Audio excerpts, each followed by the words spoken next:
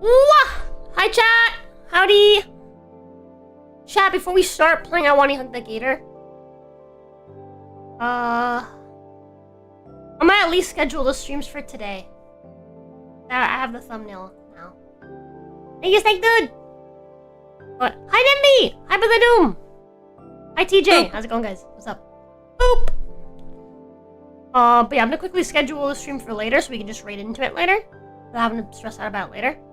Also have some food in the air fryer real quick I've left in there, so I'm gonna just, you know, I'm gonna do this while I let that get ready, and then we'll get right into the drama, the heat of it all. It's gonna be epic.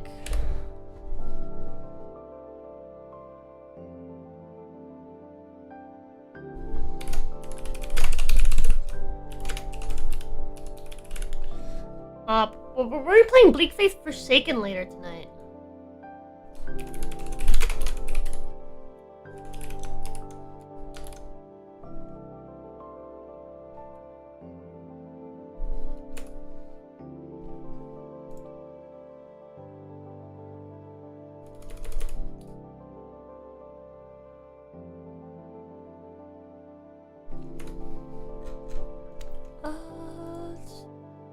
Thumbnail for it.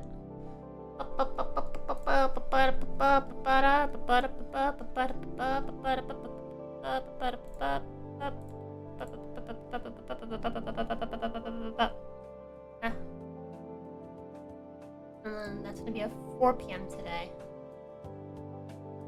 We're doing this for a few hours, and at 4 p.m. we're gonna do that. And we're gonna do that for about 3 hours, because then I gotta go pick up Patho. And then I believe me and Patho are playing something else tonight, if I'm not mistaken.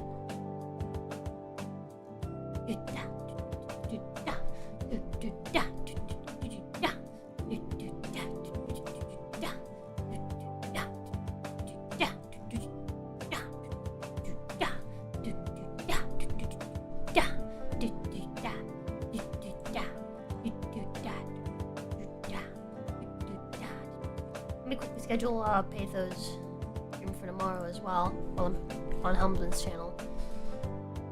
Should we play one more Minecraft? Oh, dude, I'm having like weird pain in my chest.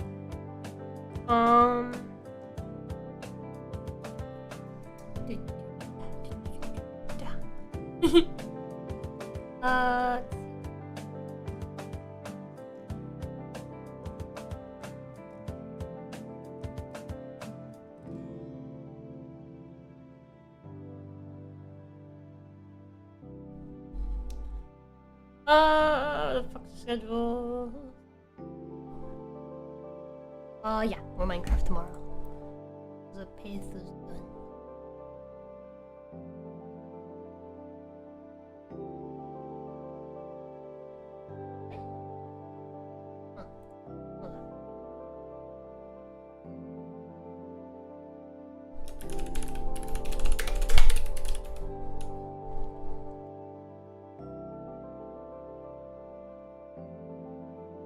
Tomorrow, 4 p.m.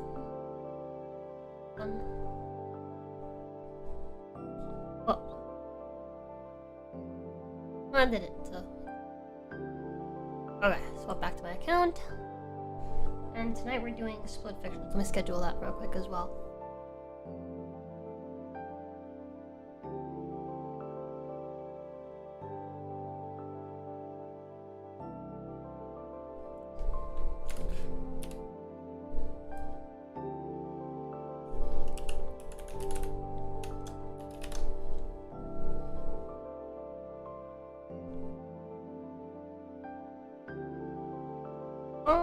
Tonight at 9:30.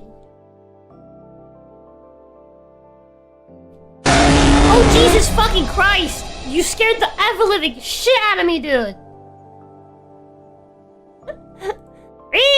Hi Blue Sky! Howdy. Hi NDA! Hi Viking!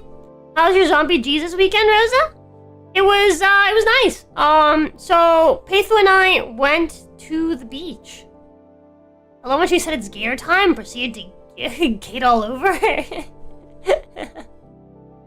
But yeah, it was nice. We went to the beach. It was fucking cold, which wasn't the best thing in the world. I felt bad because we didn't get to, any plans to play Oblivion Remaster? I kind of really want to. Chat, fun fact, I've never played through Oblivion. I've played, like, a little bit of the beginning of Oblivion, like, forever ago. I know, I saw Kibbs is playing it. And I was like, man. I wanted to go say hi, but also, I don't want to get spoiled. Because I've never played Oblivion.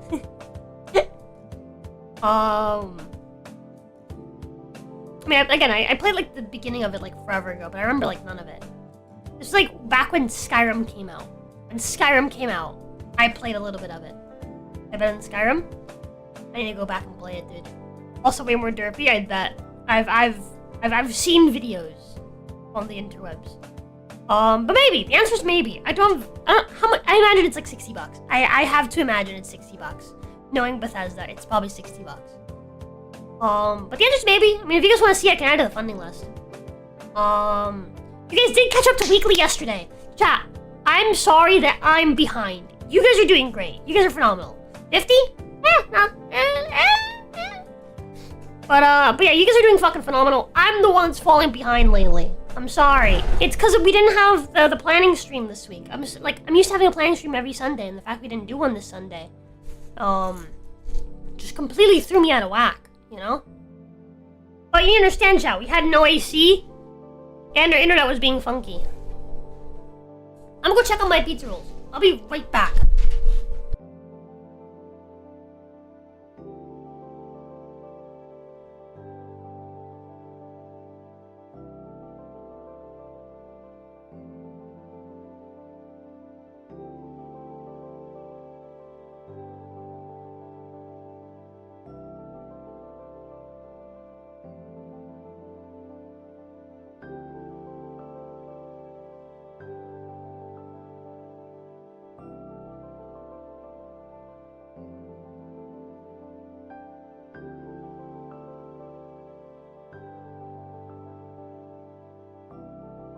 Okay, I'm back.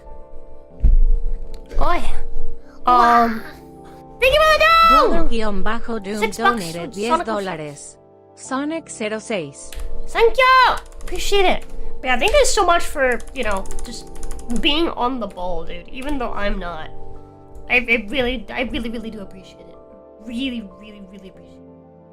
By the way, chat, we are gonna be doing a collab this week.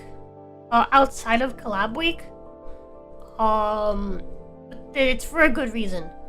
I don't know if any of you guys saw what I posted in the Discord this morning, but longtime friend of the channel, Tatsu, is sick, and you know, his girlfriend is like having to deal with it. It's pretty bad. It's pretty bad.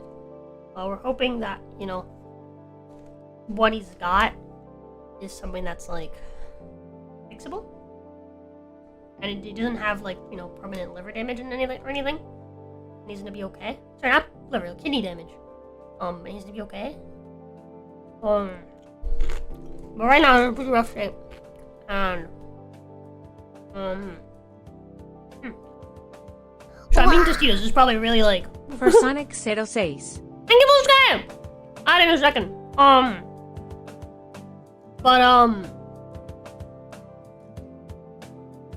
Roza and Celeste were kind enough to, you know, set up a sort of charity stream that they're gonna do on Thursday for them, and we're gonna join them for it.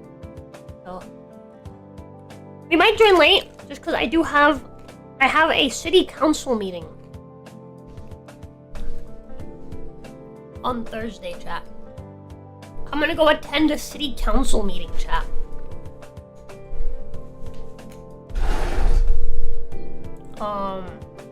But yeah, that is a thing. So we're gonna try to raise money for that.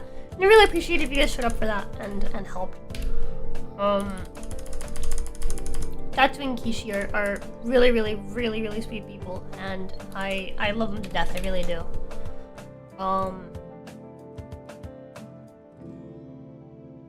But add that. Thank you, Blue Sky. Thank you again for the doom.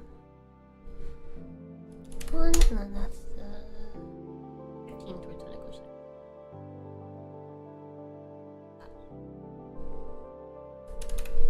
there. Boop. Yeah, thank you. But anyways, we got. I should wait a couple more minutes, and then my pizza rolls will be out. Let me put away my Tostitos. Pizza's at work all day today, chat. All day. She's gonna be at work all day. All day. All day. I'm sad about it. I'm sad. I miss my life. I feel bad because she wanted to hang out this morning, but I was like pacing from how stressed out I was. I only found out about what's going on with Tatsu like yesterday. The throne arrived? Yeah, yes it did, Lazy Viking. Yes it did. I have been eating the mac and cheese like an animal, dude. An animal. I've gone through 2 cups of mac and cheese. Beto ate 1. Beto doesn't like them very much, but who cares? I like them. That's what matters. Send me more. They're delicious. Beto is enjoying, however, the spaghetti and meatballs. And I'm also enjoying the ravioli. She's not into the ravioli. But I am enjoying the ravioli. That's the good ravioli. It's the one that comes with the little lid with the holes. That's like the good one. Yeah, thank you. I really, really appreciate it. Really, really appreciate it.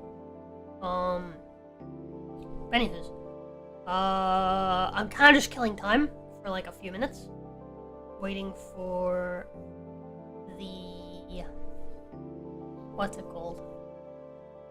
Waiting for the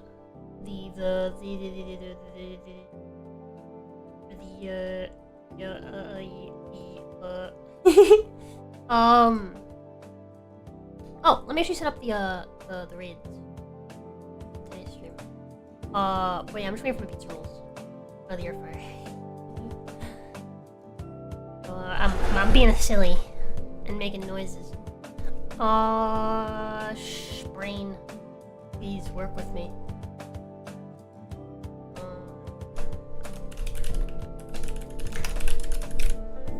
Fuck. My wife's calling me. Hi, baby. Hello, I have a selfish request. What is Zine's selfish request? Do you think you could get me coffee?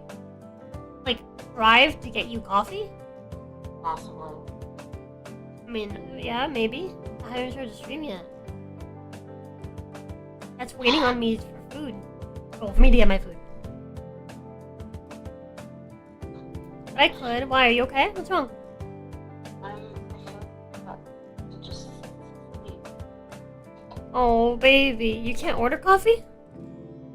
I could, but it'd be way too expensive just to get it in 2 minutes down and then order lunch later. You get what I'm saying? I do get what you're saying, baby. Especially because it's a single order and DoorDash has like that minimum thing. Yeah. And I'm not spending $15 on Starbucks. I'm not. Why not order Just yourself to get coffee free and delivery. why not order yourself coffee and a snack as well?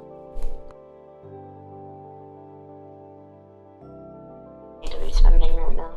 No, baby, it's fine. Just go for it.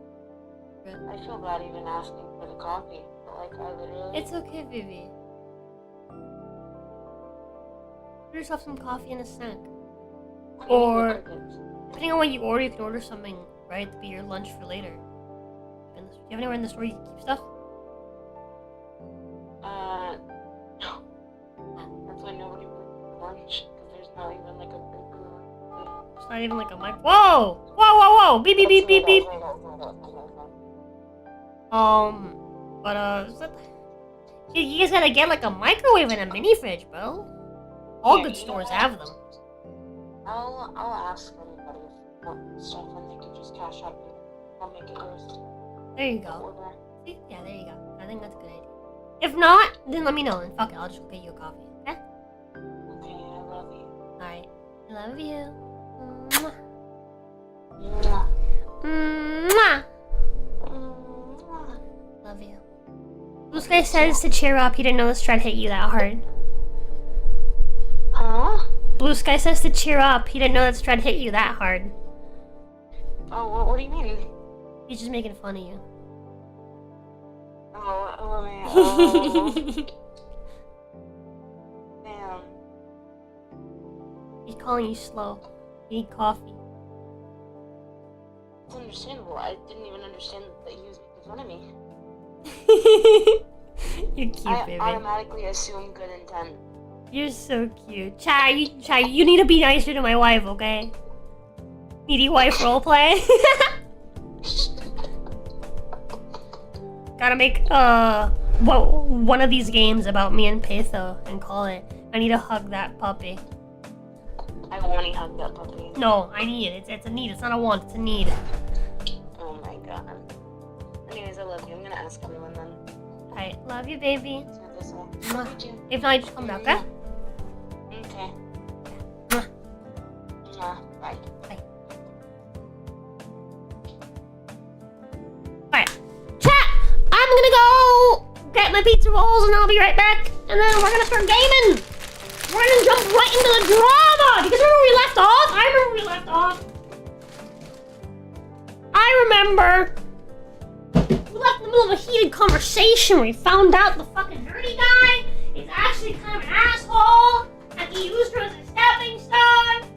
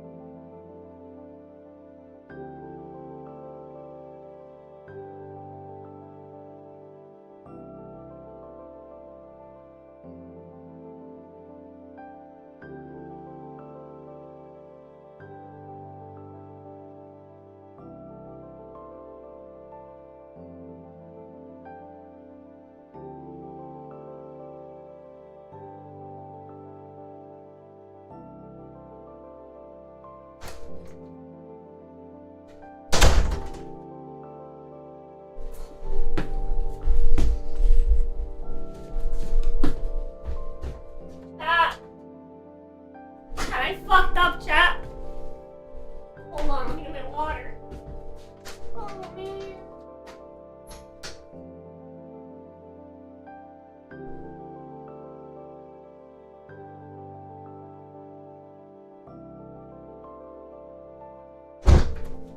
I'm a failure. I'm a failure, chat. Chat. My pizza rolls exploded. Exploded inside of the air fryer. I'm gonna have to clean the air fryer later. Fuck! I was thinking, well, I was grabbing a plate and I was like, man, we have a lot of dirty dishes. I'm gonna have to help Petha with some dishes this week. And then I opened the fucking air fryer and it was just full of goo and I was like, no, this is why people use baking sheet. No. How the hell did you manage that? I don't know, man. I was following the instructions. The instructions said to put them in for 4 minutes at 390 degrees. So I did that. Wait. Was it 390 or was it 290? Hold on, wait. I need to check. I actually need to check. I need to check. There's no way. There's no way it was 290. DoorDash is too expensive and a sandwich is too complicated for you. Microwave is the height of your culinary skill. The food he sent was to prevent your death when pay's not around to feed you. $10.48.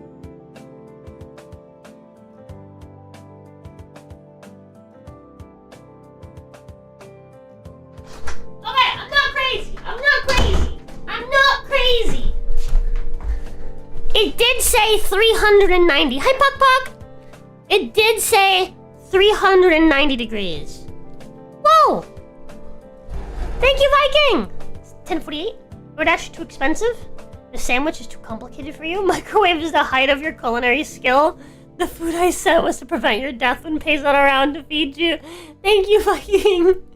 Thank you! I really, really appreciate it. I really, really appreciate it, dude. Thank you.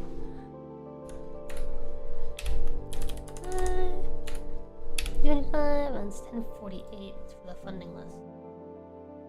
Let me know if you want that towards anything, by the way. Not that one. Oh, wait. Sorry, not that. Okay.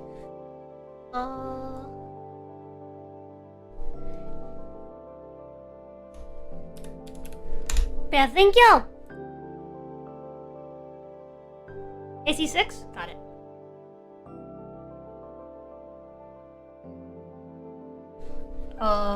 Math, 16.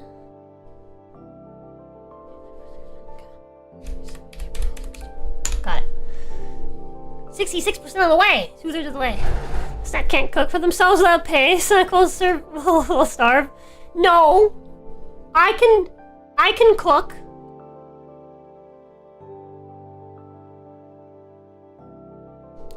You see, here's the thing, chat. I have adapted, and I can eat charcoal. I can eat burnt food, so it's fine. My stomach is adapted. My stomach is stronger. Exploded pizza rolls. So? How did she spend 6K in DoorDash? Oh, that's how. Yeah. Yeah. It's like 5K. It's like exaggerate. It's like exaggerate. Like 1,000 of that was like in 1 month. But it's not exaggerate. Anywho's, yeah, I have a mess to clean up later because fucking man, it's at least good. I mean, outside of like the sauce being on the outside like a normal pizza, good. Not bad pizza roll. They're just exploded is all. Yeah. The instructions said for air frying to put them in the air fryer at 390 degrees for 4 minutes. Take them out, shake them, and then put them back in for another 4 minutes at 390 degrees. So I was like, yeah, that makes sense. Once had an air fryer, eventually we started smelling burning copper from it, so we got rid of it. Uh-oh.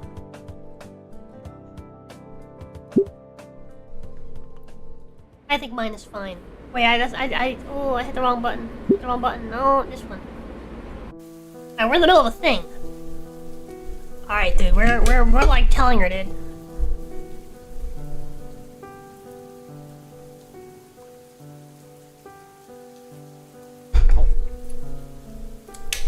You need to take responsibility for your own life, who you are and what you want to be. Okay, quick recap chat.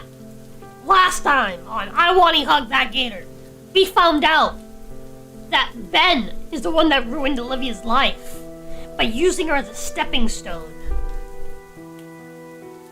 And basically giving her the win for her art. And it completely ruined her self-image. And that's why she's been struggling in high school.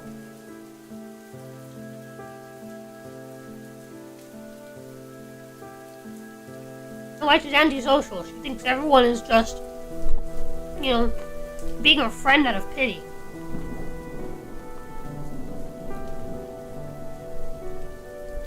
So now we're telling her that she needs to get a grip, basically.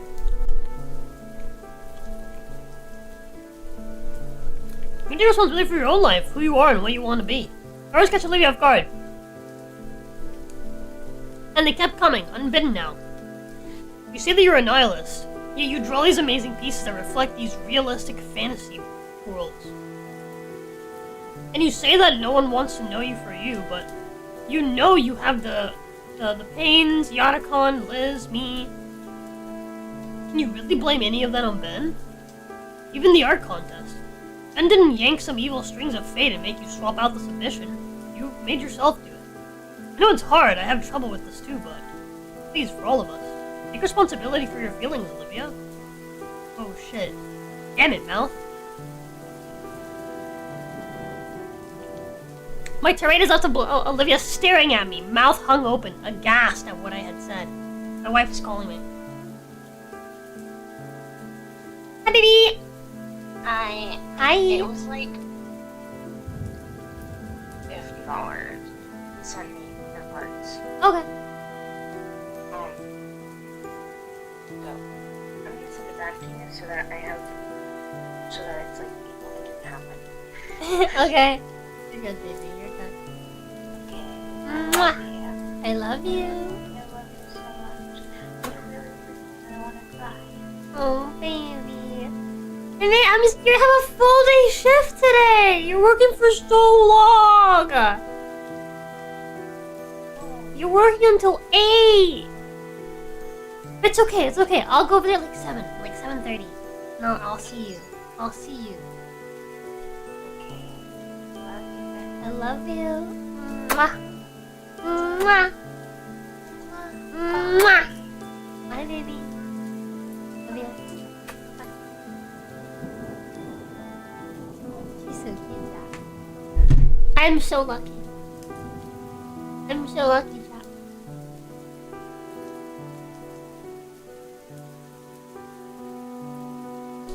Oh, years of bad luck finally paid off, dude. Finally.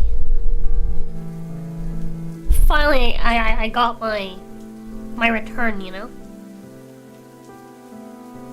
I hiss in realization, trying to backtrack. Sorry, that was... Fuck you. Stopping completely, Olivia's head raises from my shoulder and she glares at me. Her eyes are heartbroken, they're enraged. They're looking for something to lash out at. But they're trusting. Fuck you for being right. Fuck you for being right. I know all that, damn it. You're the second to say it. Her eyes water and her head returns to my shoulder. Damn it, Olinko. I'm stunned as she presses further against me, even using her arms to tuck her legs closer. You and Yoda-kun had...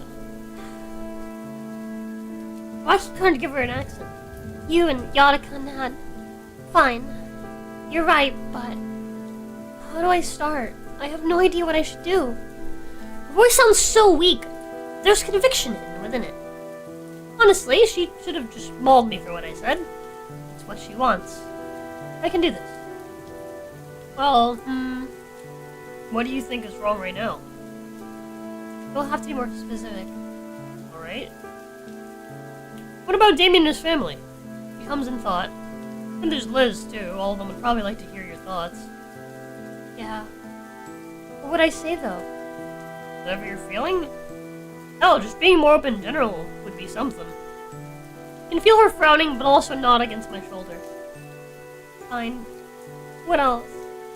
Mr. Yoda-kun? He scoffs. Probably already knows. He probably already knows what you're thinking? Yeah, he treats me like a book. But he'd probably like to hear you say it. Yeah, he would. And me too. You got your turn? You got your turn. You've told me just now, but I'd like to hear more about you. My friend. Alright. Starting now. Feel her rumbling growl before she sighs. I'm sorry, Inko, for all the shit I've put you through since you got here. Being a really shitty friend. For you having to put up with me. I chose to be your friend, Olivia, so don't apologize for that. She looks up at me through the corner of her eye. Men can't take your agency. And you can't take mine. I'm choosing this. You're silly. Her words were strained, and not from lack of water. Again, her voice was raw. Along with the honesty. Thanks. And I forgive you. Once again, silence. Fumbled my sunglasses, debating whether I should bother with them, given the rain.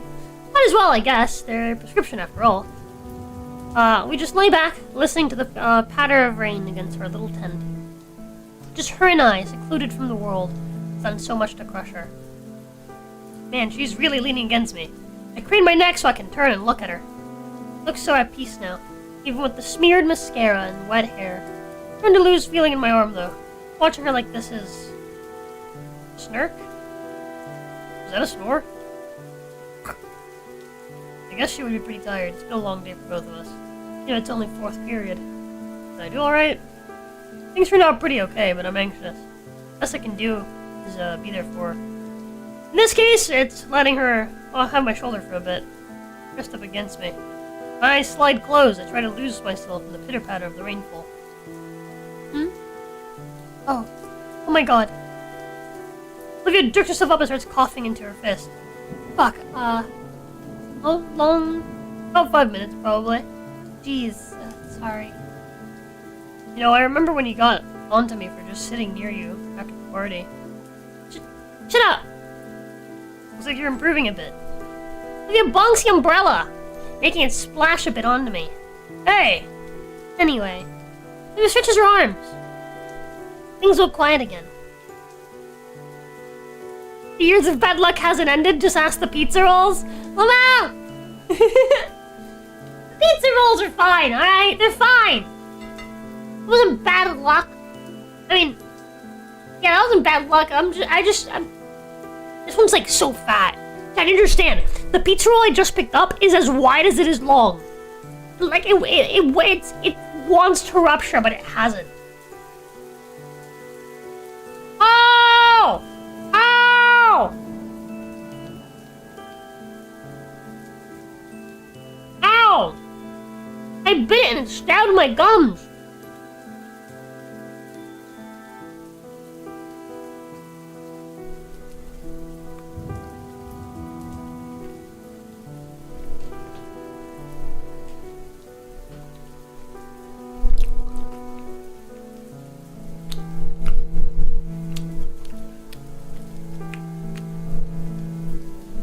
Ow! Olivia finally breaks the silence.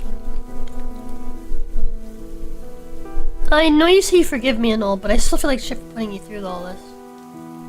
Now everyone's going to expect you to be skilled at painting. They'll call you a fraud.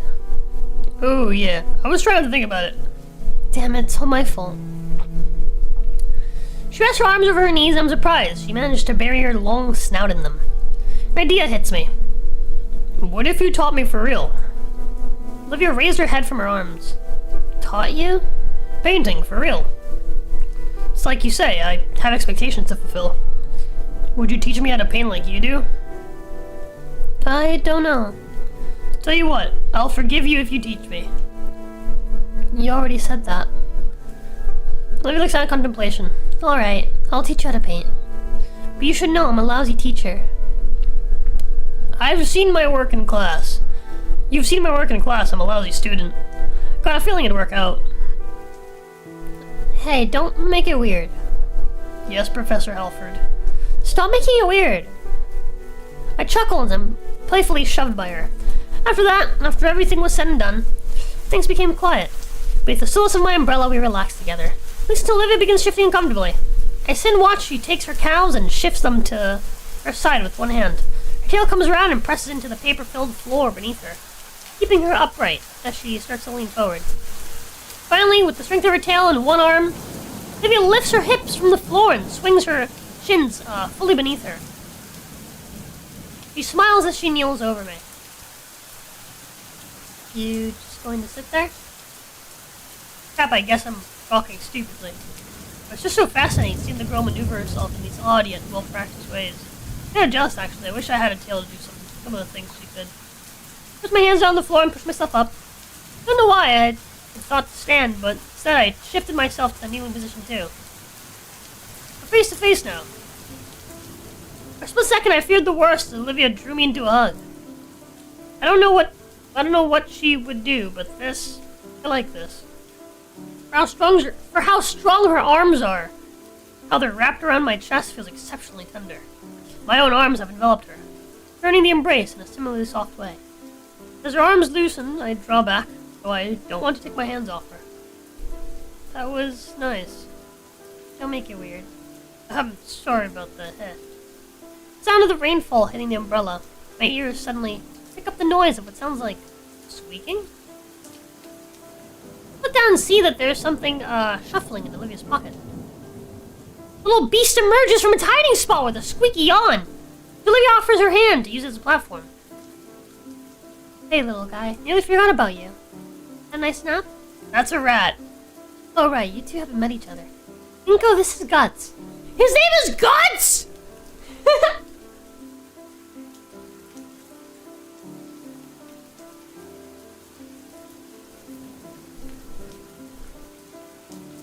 That's Mininko.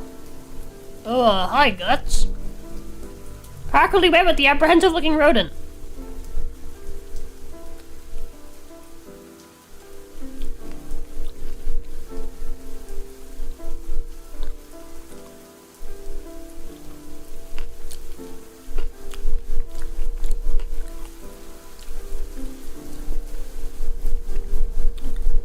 Don't stab your gums, it hurts. And yet another example of bad luck, Lamo. Olivia lifts Guts to her shoulder gracefully like her hand is an elevator for him. You brought him to school? Well, yeah, I just really needed him today since, you know, all the crap that's happened. She gives Guts a few scritches under the chin. I bring him sometimes when things get rough. And nobody noticed? You haven't. Touché. Yonakun did once. He just told me not to let him run around the school. Otherwise it would be considered a health hazard or something. Tardy bell rings out in the distance. We're late for our next classes. I'm sure Yonakun will understand. We should probably get back to class. Here, hold here, hold this. Give me the umbrella so she and the rat can stay dry while I go fetch the wheelchair. Let's go! Gator Hugger, you did the thing? I did the thing! We hugged the gator! Chat, we have successfully hugged the gator that we wanted to hug. Everyone give yourselves a pat on the back. But also give me one, because I'm the one that did it. So I demand back pats. Hey, Spaghetti, roll credits, Limo. Hello, success. But now it's settled into some mud. Settled into the mud. The wheelchair has definitely seen better days. I'm dusting off the dirt and pooling water the best I can. I make my way back. Thanks. She offers the umbrella back, but I make sure to hold it above her. Keep the wheelchair steady with one hand as Olivia climbs into the seat, using her tail to keep herself up. That's cute! That's cute! We stand there in silence for a moment, only sharing content glances. So, what do we do about the contest now? That's a good question. Ben was there when I saw my name on the painting. He already went to tell someone. But like you said, no harm, no foul. What about your own submission? I ruined it. Scratch the back of my head.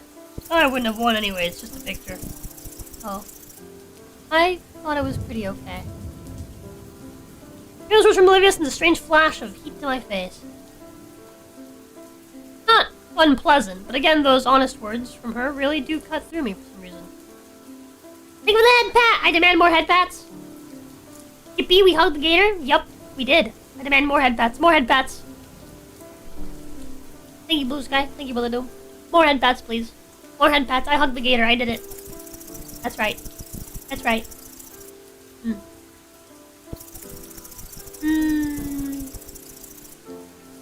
Funny, huh? Thanks. Loud squeak draws my eyes to Guts. He stands atop Olivia's shoulder. Oh god! Too much! Stop! You're gonna rub my hair off my head, dude! Easy! Too much! No! Stop!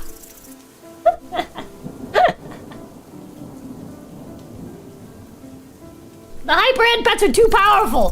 Stop!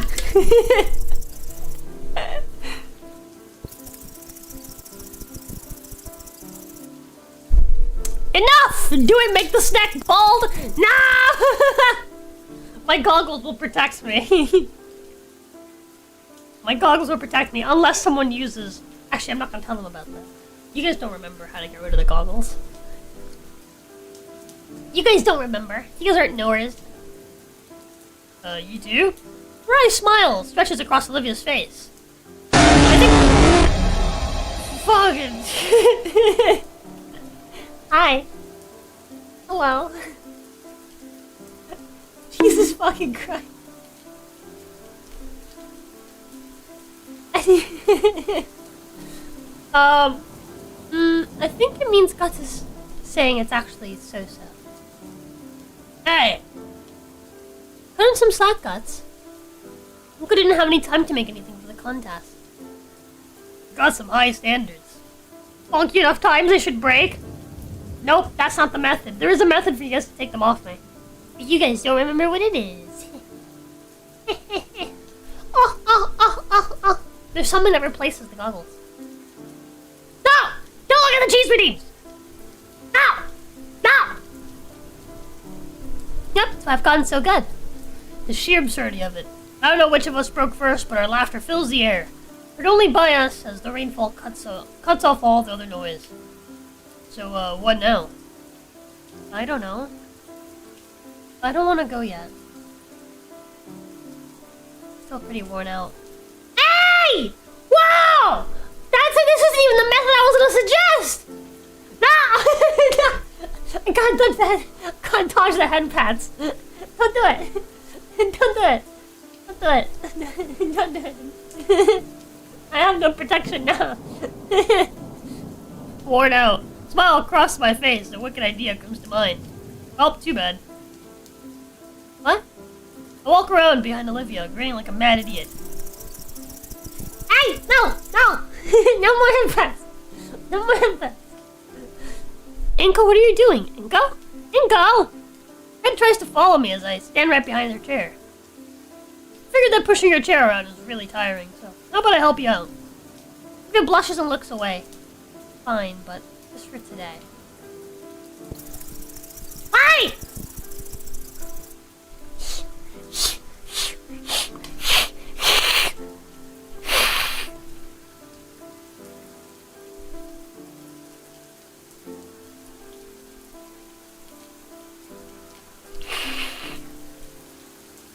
No more! Running the campus is certainly awkward. Passerby shoot us looks. Hey! Quit it! Quit it! Quit it! No more! No more!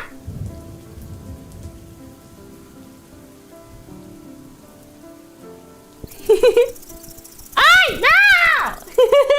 Stop it! No more headpats.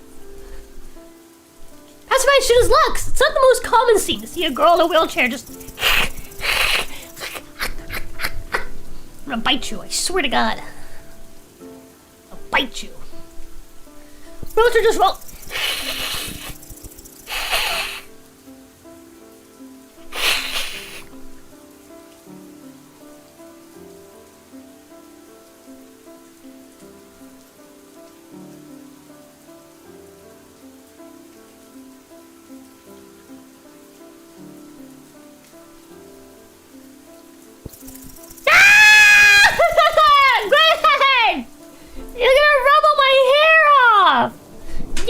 Find out the snakes really don't have hair and it's all glued onto my scalp.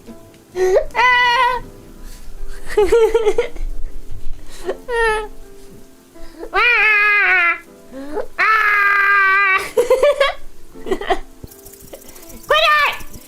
I'm trying to read. I'm gonna ignore you. I'm gonna ignore you and must start reading. The most common scene to see a girl wheelchair just roll on a sopping wet and tracking mud in. More likely, though, it was because said girl had taken to using my umbrella to hide herself from those looks. She was already extremely red in the face. It was a conundrum. Drop the umbrella and let people see her, or keep it up and draw more attention. You Laura Rose is bald and wearing a wig? Maybe. Bald Ginny should be a redeem? I agree, but I don't have the means of toggling that. That's not a toggle that I have. I created the Nito theorem. She's gonna kill me if I ever attempt to publish it. Making her way back to Olivia's current class, she simply shook her still concealed head. Didn't really have much of a choice. From all that I knew of the girl, her last classes were all in the upper levels. And she was in possession of the elevator key. And I was in possession of the weakest sneeze here in St. Hammond, at least according to Coach Solly. So I wheeled her to my current photography class. All the way over, she keeps bending her head back to peek at me, like she is making sure I'm still there. Knocking on his closed door, the Pterosaur professor didn't even bat an eye at the poorly hidden girl. He simply stepped aside and let us through. He was looking our way, but I chose to pay him no mind. For everything I heard, Olivia didn't even register he was here. She simply rolled herself to the back of the classroom and through a door into what I guessed was Latican's supply closet. You know what? I'm an idiot. It's a dark room, isn't it? That would make sense, wouldn't it? It is a photography class.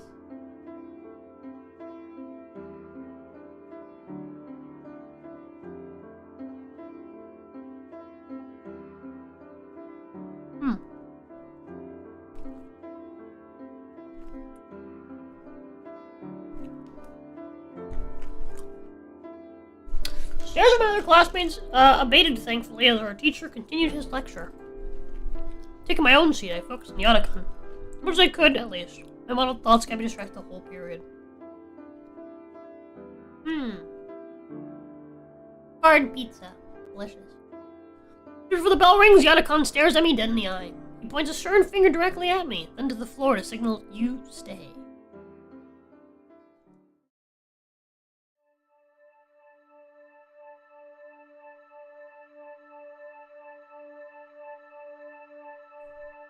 Several others left. He closed the class door and locks it. So, care to explain?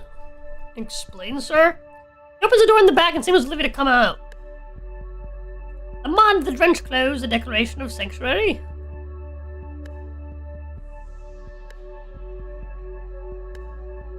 I was having a bad day. Looks a bit better, still drained, but she's not shivering. Her rat sits on her lap, and the Otacon extends a finger down to scratch under its chin. I can see that. Takes a seat against a nearby desk and waves hand for Olivia to go on. When she doesn't, he shifts his hand to me.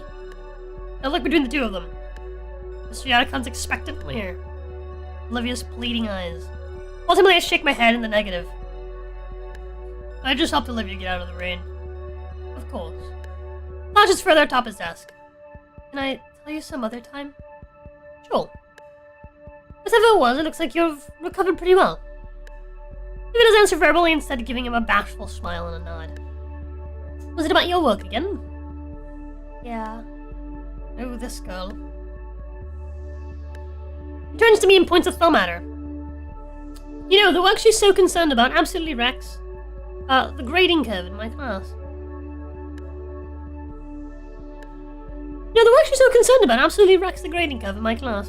For the sake of the other students, I had to put a limit on extra credit assignments. Really? Yeah. Never before would I even consider such a restraint. Why punish someone for working too hard, I would think to myself. And 4 years ago, this little green goblin comes rolling into my class. A semester, and more than a few angry calls from parents later, and my hands were tied. Young lady simply does too dang much. She smiles, but doesn't look up from her pet. He was that much better than all the other students? Well, no, I don't grade by technique. If I did, you'd be in big trouble, Inko. Olivia's work was very good, even then. The main thing I admire is how motivated she can be. I haven't seen someone so enthused to just paint in years. Certainly haven't seen anyone so enthused I had to change the rules like that. You were worried it'd stop me. Was I? That definitely sounds like me, but it didn't stop you, not even a little. Heck, that year you even got me to see some things differently. I don't think I ever did anything like that. You did when you came in class. In after class the Friday before Mother's Day. Take a look at this. And the quill pen, and the first thing I note is how soft the feather portion is. It's a special pen you always use. It's actually from my wife. Oh. Sitting closer, I can see more of the intricate details, from the faded engravings on the shank to the maintained but worn point. It's well made and kept. and yet the feather and brass showed its age. She came in the afternoon with a whole stack of crumpled painting drafts. So frustrated she couldn't get it right, so determined to make it perfect. I say any of these would be great. Your aunt would love any of these. He fires back. If it's not good enough for me, why would it be good enough for someone I love? I did not have an answer. Oh, I tell her to take a step back. We take a few hours to go over fundamentals once more. I send her home to try getting it right over the weekend. And come Monday she returns and hugs me first thing. That Friday night, though, what she said was on my mind. I talked about it all night with my wife. And that morning I decided to make a change for myself. My wife was molting at the time, so there was always a new feather to rain our blankets each morning. I took the biggest one, preserved it right, for a bit of help to make it into a real pen. I've used it ever since. Helps me remember to do my job right, people I care about, and for the people my students care about. I think what it was, that childlike reasoning, comes so naturally for the youth. That reasoning, it makes a type of innocent, earnest dedication, something I think I'd lost for a while. Don't give me so much credit. You haven't lost it, have you? Good. Don't lose it for me, okay? Okay. Gonna come yawns and stretches. You feeling alright to go to your next class? Yes, I'm ready. Great. Yeah, claps a hand over my back. We should do this again sometime. I disagree. Mr. Yadakan ushers out of his classroom as the late bell trills, handing us a note. Hold on, Jesus, fuck!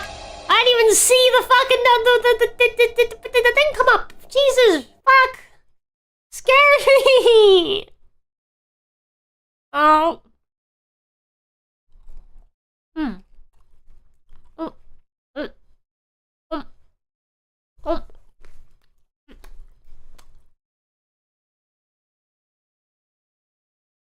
Miss Procklin didn't seem enthused to see us come in late, but sighed as she read the note from Mr. Yadakan. As I took my usual spot, I felt something odd in the corner of my eye. Looking up, it was to see Olivia looking my way. That smile on her face, one that spoke so many words, yet I couldn't figure out what. All I could do in turn was try to match it, before focusing on Miss Procklin's latest lecture.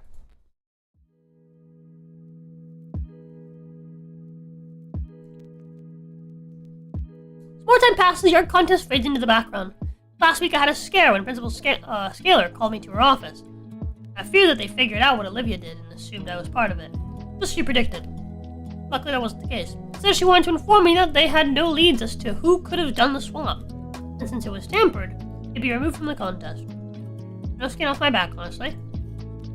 As compensation, she gave me one of the runner-up prizes, a coupon for some pizza, from some Italian restaurant called Dinomo's. We gotta go! We gotta go!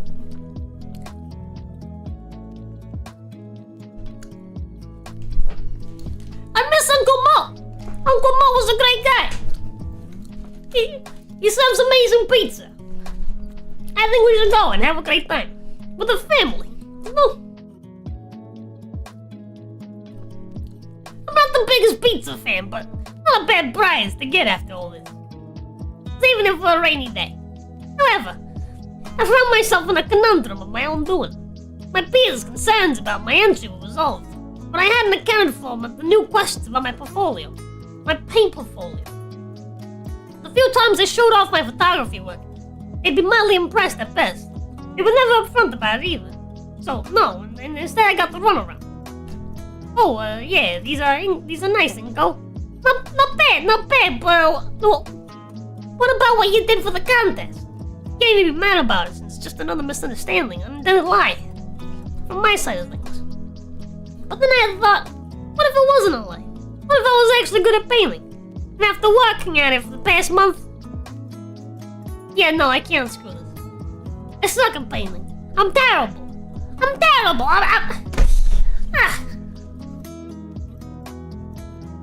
am I gonna do? We got a problem. Chat, we need to play Mafia. We need to play Mafia. How do I make this problem go away? Quick. Leave it 3 months for the sky! He's a patron. balls to my boy Puppet Shred, which is what you started sounding like at first. No, this is not what I was doing. This is not what I was trying to do.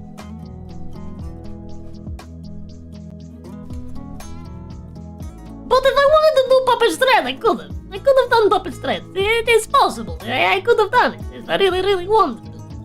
But it's not what I was going for. You know?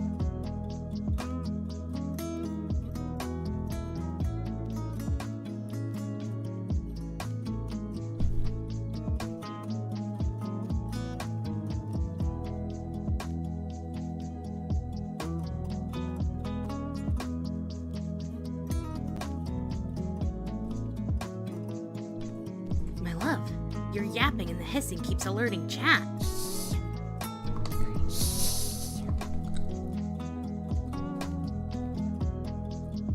Ow! No!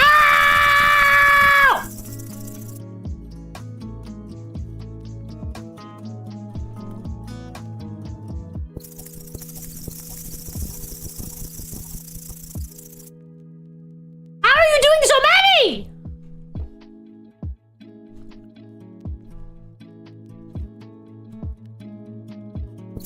Hi, Vulture. No!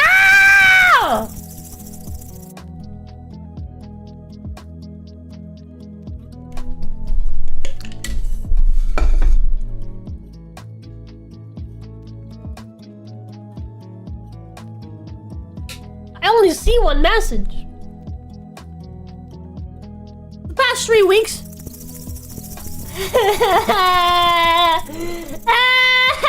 They keep vamping me. My hair's gonna go away. I'm gonna be bald. Bald. You'd make me bald, chat. Oh. Hi, Hobblehead. Howdy. Quit it! Stop it! Ah! Ow, my hearing. I hurt my own hearing. How's it going, Roza? How's Japland treating you? For the past 3 weeks, I've been staying after school, making use of one of the club rooms to practice. Yishinka, did you listen to any of the tips I gave you? Use everything I had at my disposal, namely the textbooks for Mr. Yadakon and how-to tutorials online. I'd stay as late as possible, trying to get the same skill level as Olivia. Stare at the horrid acrylic monstrosity before me. I can do nothing but weep at my own inadequacies. Not actually weep, but squinting at the Lovecraftian horror before me. And I can maybe see a little progress drowning in the madness of the excess paint. Just refresh stream and I don't see the redeems. Yeah, bro fucking dropped like a bajillion redeems all at once. I don't know how he does it. Some sort of magician or something. I don't know how he does it, man. I don't know. He's some sort of magic man. He shows up and he makes magical hands appear and rub my head. It's got a big bowl at this point.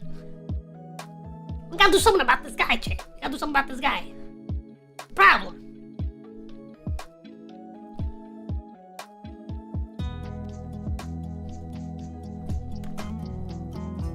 I had so much fun doing that accent. So much fun.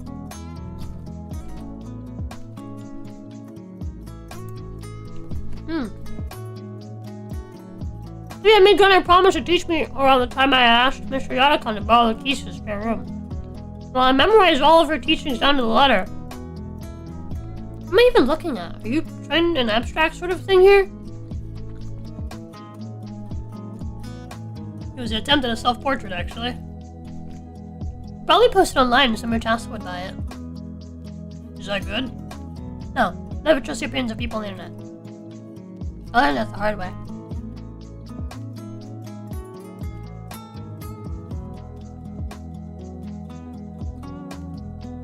After a brief period of awkward silence, I let myself collapse on the stool behind me and toss off the oily apron in frustration. This way I'm going to be double fraud or something. Wait, what? Splat. Oh no! I don't have the energy to get angry. Probably looks better now, at least. How did Olivia get so good at... Probably looks better now, at least. How did Olivia get so good at this? Olivia, please, you gotta have some actual advice for me.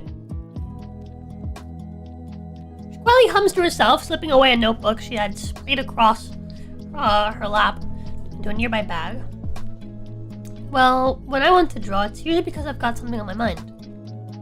What, like inspiration? Kinda, more so I just envision something and I want to put that on a canvas.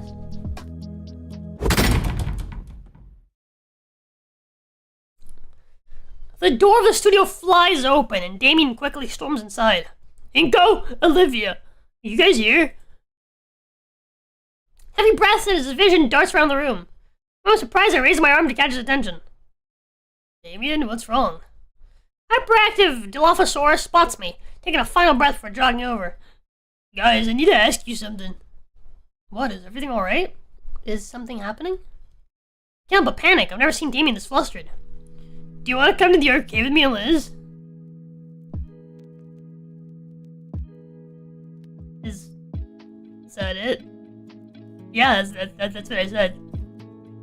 Wait, when was this decided? I thought something bad had happened. Nope, just asking. Liz already has the car prepped and everything. Oh. Probably should have expected that, but still. How'd you know we were here? I didn't, I just kept opening doors till I found you two. I've been at it for a while, actually. Damon's eyes dart to the canvas that lies on the floor next to me. You working on your next... You working on your next masterpiece, dude? Ew. Painting sideways is probably one of your trade secrets, huh? Olivia hides her snicker with her hand. Don't worry, I won't tell a soul. Yeah, that's right. Don't tell anybody. Lean down to pick up the canvas, place it upright, deciding to remove the ugly painting and place it in the corner of the room to dry. Anyway, how about it? To the arcade? The olive baryonyx fidgets her brow lowered in contemplation as she considers the question. The arcade, you got any other plans today? Sure, why not? Alright, let's go! Wait, don't just... Whee! Oh shit. Bitches. Hey, Immortal! Inko, Olivia, there you are. Maybe it was taking so long to get you, I was about to come find you myself. This time both Damien and I are wheezing for air. Despite Olivia's protest and hesitation, Damien had wasted no time in grabbing her by the handlebars and sprinting for the exit. Grabbing her by the handlebars, huh? It'll be my turn to grab her by the handlebars. Actually, I did already, didn't I? They chase after them, all the while Olivia screamed like a banshee as she was being pushed through the hallway at breakneck pace. Yeah, just, take a deep breath, stand upright. With her claws have dug into her armrest, definitely trying to kill Damien with her glare. She happily ignores. Why didn't you just message me or something? I wanted to, but... didn't want to ruin your concentration, man. I didn't want to ruin your concentration, man.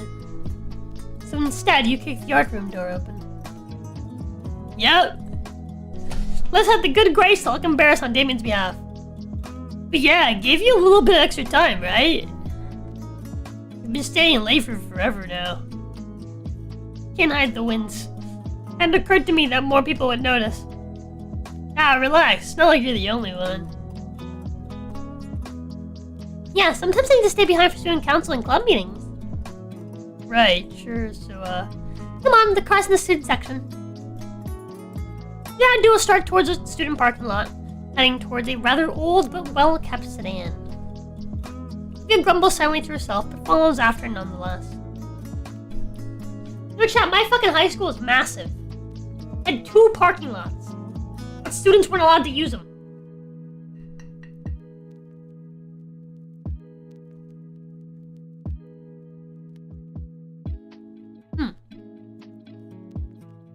Question. Didn't have parking lots, I had parking garages. I had 2, like, multi-story parking garages. One on each end.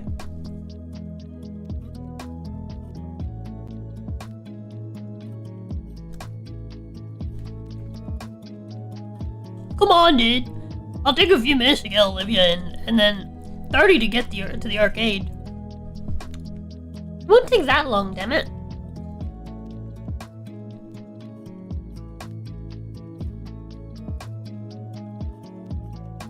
Olivia hops and wheels off the passenger side, opening the door for herself. Do you need any? It's fine. To punctuate her statement, Olivia uses her strong arms to lift herself on her armrests. And with more grace than I thought possible from the olive-scaled girl, managed to flop down to the passenger seat. I stare at the abandoned the abandoned chair, wondering where to put it.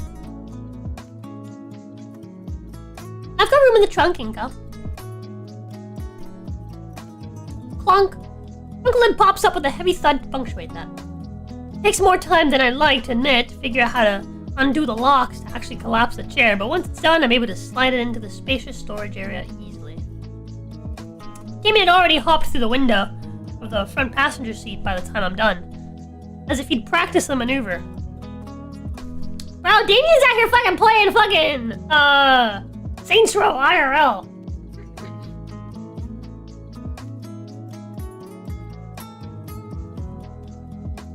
That was a sound. Clack, clack, clack. I open the door behind Liz's seat and watch as a pile of soda cans empty onto the pavement below. Sorry, those are from this morning. Just toss them into the back seat when I'm done.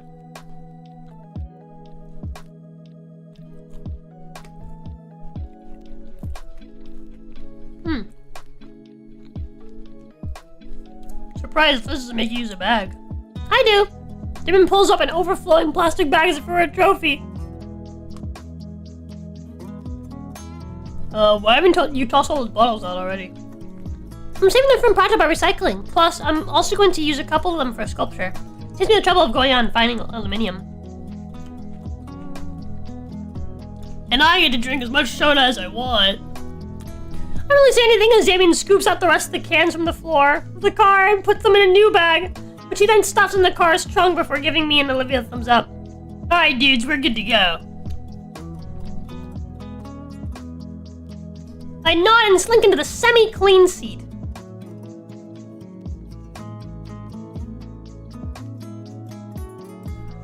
My hand searches for the buckle of the seatbelt and brushes against something warm and soft. Tiny gasp next to me, and the comfortable mystery in my hand is yanked away. Huh? I look to Olivia, her hand held to her chest. Green face's scarlet tinge and her mirror-shade eyes glare holes through my head. I thought she was gonna be in the passenger seat. Over there. Oh, I guess passenger seat's the back. What do you call this? No, yeah, don't you call it the passenger seat? Passenger side seat? These are like the back seats, right?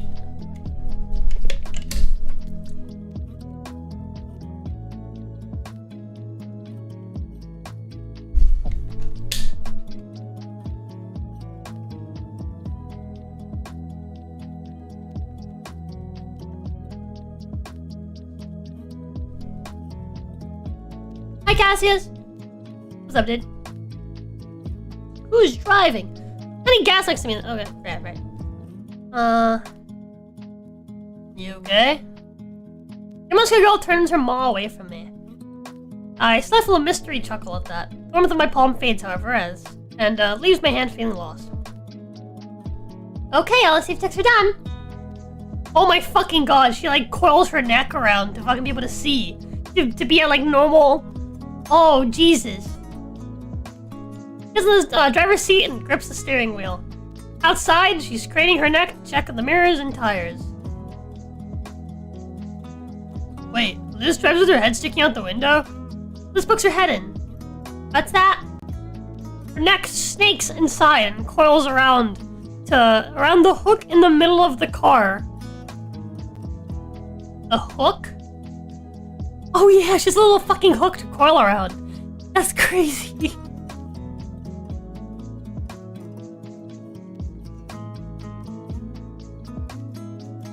And with the practice motion, her neck continually coils till her head sits at the top of the neck roll, as if no different from someone putting on shoes. Kinda looks like a giant scale-covered scarf.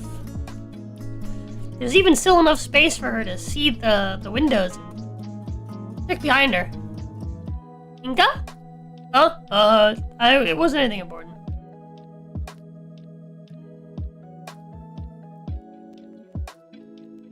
Dude, if she got in an accident while on that thing, bro, her head would come off. Specify by drivers of passenger side backseat. Yeah, by driver or passenger side backseat. Yeah. I'm saying, like, saying driver or passenger isn't like saying like a specific seat position. Aside from like obviously like the driver's seat. It's like the driver's seat. And then passenger seat is the seat next to the driver's seat.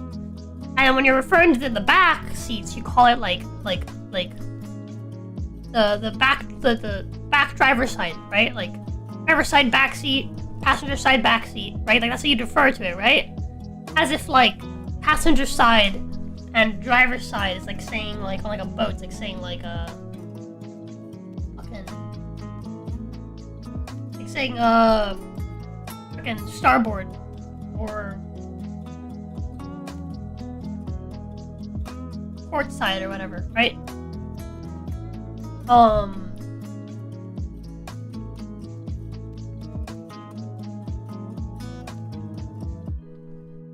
Anyways, alright. But, city, right? I'd actually been wanting to see it a bit more close for Yatacon's class. Do you know how much gas money it burned through to take a detour around here?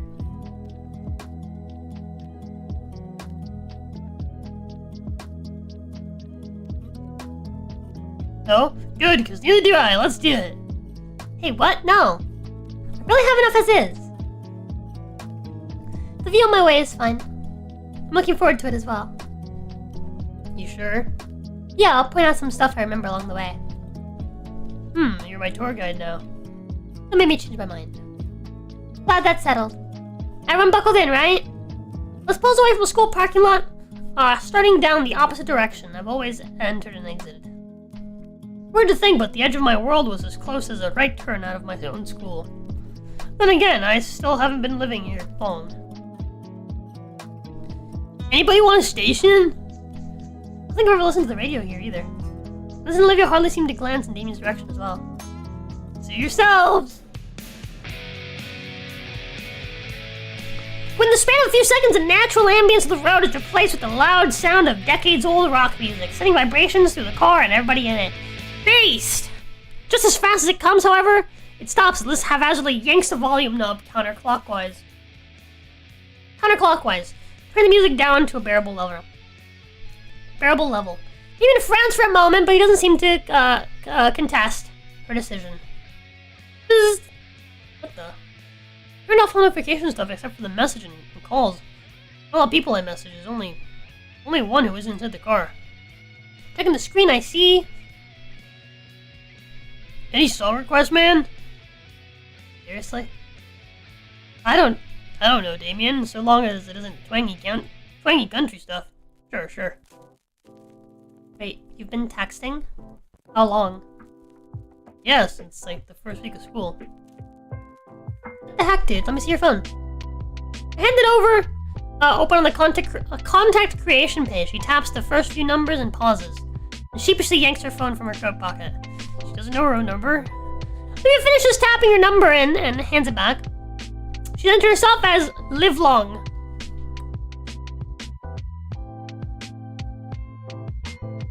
What? Sounds vaguely oriental.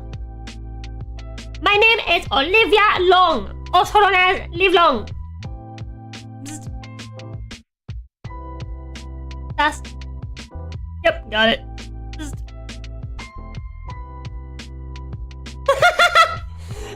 It's like grabbing its fucking nuts as well while it's fucking shooting out the middle finger.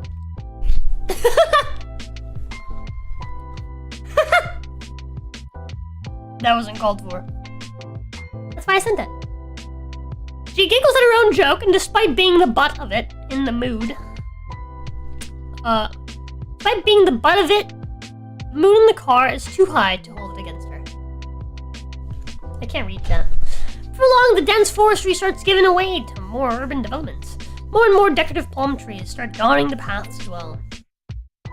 Hearing. Silhouette of the city gets closer, and we approach one of those spaghetti junctions leading up to it. Result of decades of poor infrastructure decisions, multi-million-dollar projects promising to fix all the traffic, if they just built one more overpass. Oh, dude, I know that. I understand that 100%. Who's paying close attention to your phone? She scrolls lazily through some forum.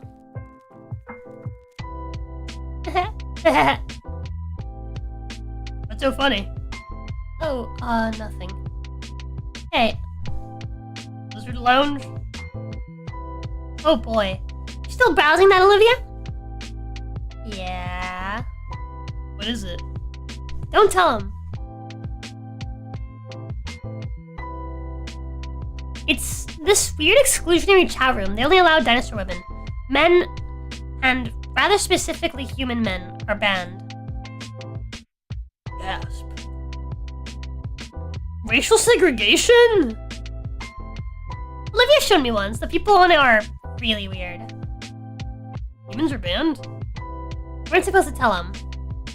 It's the last safe house for us on the internet. I think there's probably better places for the online for you to associate with. Don't tell me about the racial segregation. It's not that. It's just how it has to be for our safety. Some dino girl can be doing anything at all. There's always at least 3 guys in the comments saying she looks like. Don't say it. They also really break down the quality of the site. Look, it's explained in the rules that humans have 1/5 the attention span of dinos. This groans while Olivia shows me her phone. The graph is blurred to hell, and I can't make out most of the text. I don't know how I feel about all this. What's not to get, Inko? Think about it, you're in history class, it sucks. So you just remember, wait a second, I'm human, and stop listening. I wish I could do that. According to Lady Hitler, you can. According to Lady Hitler here, you can. Bro, what is happening? Wow! David sat here like, think about it, dude. You're in history class, it sucks. You just remember, wait a second, I'm human. Stop listening. I wish I could do that. According to Lady Hitler here, you can. It's just funny. It's just a funny group of women like me. Lay off, let me have it. You don't really believe that stuff though, do you? Not really, it's just the rules of this place, alright? Okay.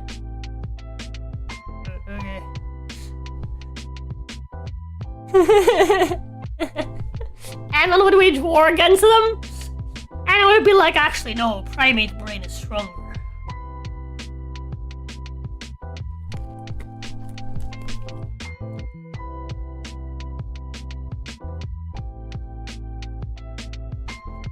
That's really funny though. Humans in this world really are black people.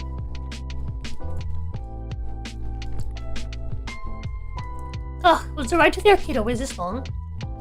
I think we're about 20 minutes away from the arcade still. Don't worry, Inko, the water fountains are integrated. Shut up. Don't worry, Inko.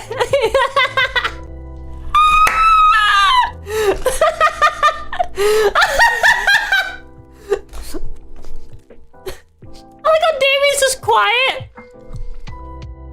He's like, whoa, did I hear racial segregation? I love racial segregation.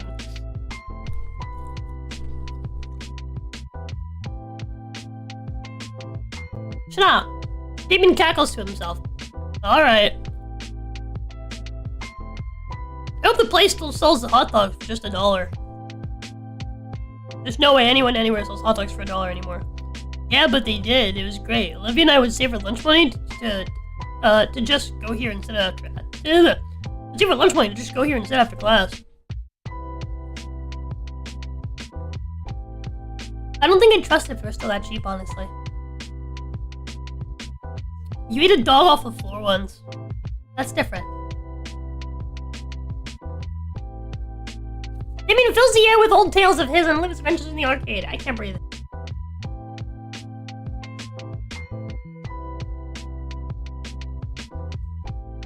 Occasionally chime in to correct him on whatever over-embellishment. As the last remnants of suburbia melt away, and skyscrapers overtake our view of the outside world.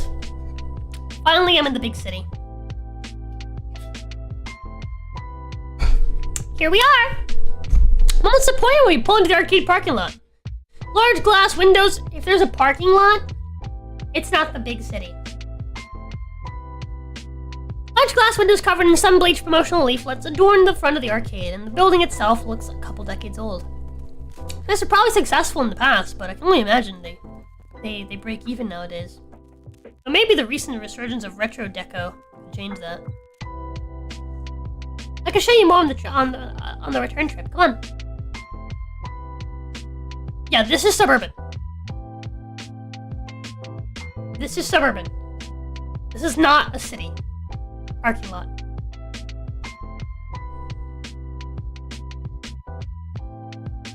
Yeah, she must have seen brief hesitance. There's lots of trunks, and I hop out to get Lizz's chair.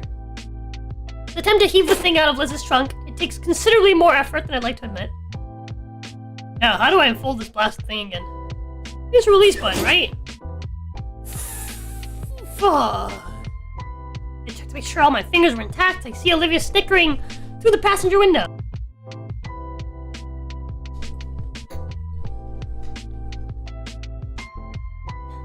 Inko-san, you have much to learn. Observe. Inko-san, you have much to learn. Observe. I don't even know what to do. That's just out of nowhere. Is she Asian? You have much to learn. Observe. Olivia makes sure the brakes are held and heaves herself over in one motion. Chair is forced open by momentum alone with a loud crack. She gracefully rolls by me, tongue stuck out in smug victory over my inaptitude. Ready. Good. Master Olivia is ready. Ready. Sweet. Damien hurries inside, and I can tell he's the most excited to be here out of anybody. Whoa, dude. Dude, this place is the bomb. We used to scrounge for change to come here after school. The place is buzz with activity, flashing machines all competing for attention and gamers excitedly conversing.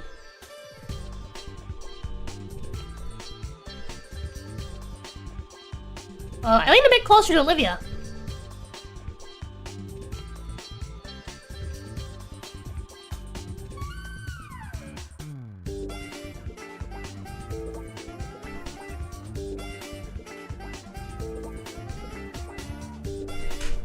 Does your lover know? What? It's pretty damn loud here. I'd be alright having to speak up more.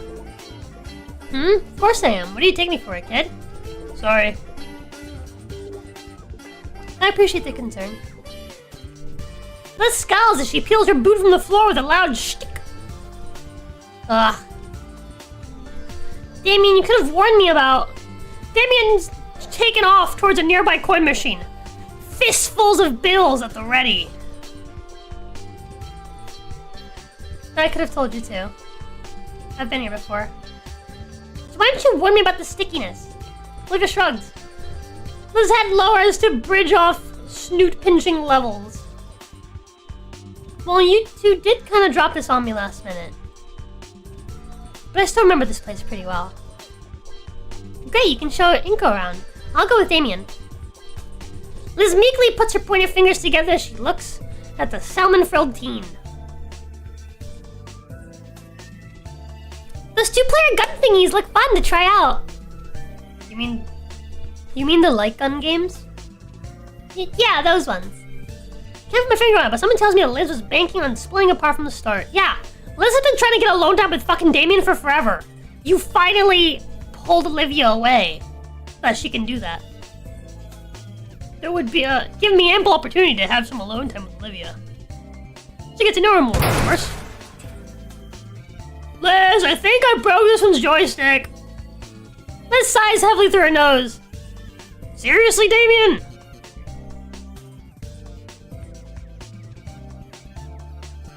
Oh, come on, it's perfectly even and fair. You sure about this, Liz? We could just all stick together. Well, like Dino looks around the arcade nervously. As much as I want to suggest suggestion, it might be for the best. Liz wants to stick to Damien, probably to make sure he doesn't do more damage.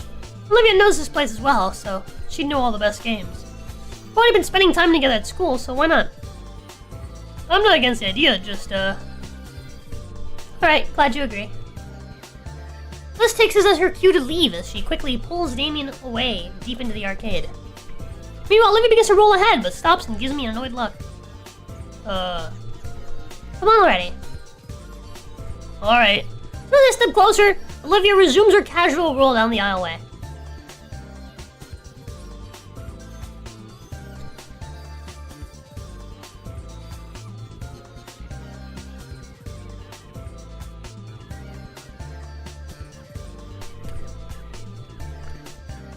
Olivia's eyes seem distant as she looks over the various game cabinets in the room. Silver Iris is dancing to and fro. Silver Iris is dancing to and fro, a soft hum resonating from her mouth. I try and follow where her gaze lingers, but it seems to be constantly drifting, something new every other moment, while deep in her own thoughts. As we carry on slowly, the creeping awkwardness in my stomach gnaws away at me. I have no clue what to do right now. Brenda's discretion was to relax. It feels rude to interrupt her, but she definitely knows better than me. Say, Olivia.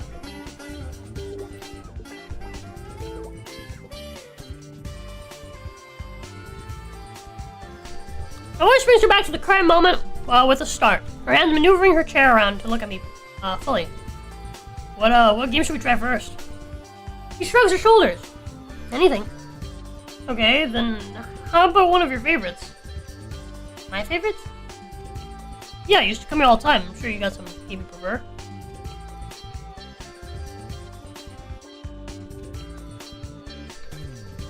The surprise from her is quickly hidden by turning her chair back around. Fine, my favorites then. My favorites.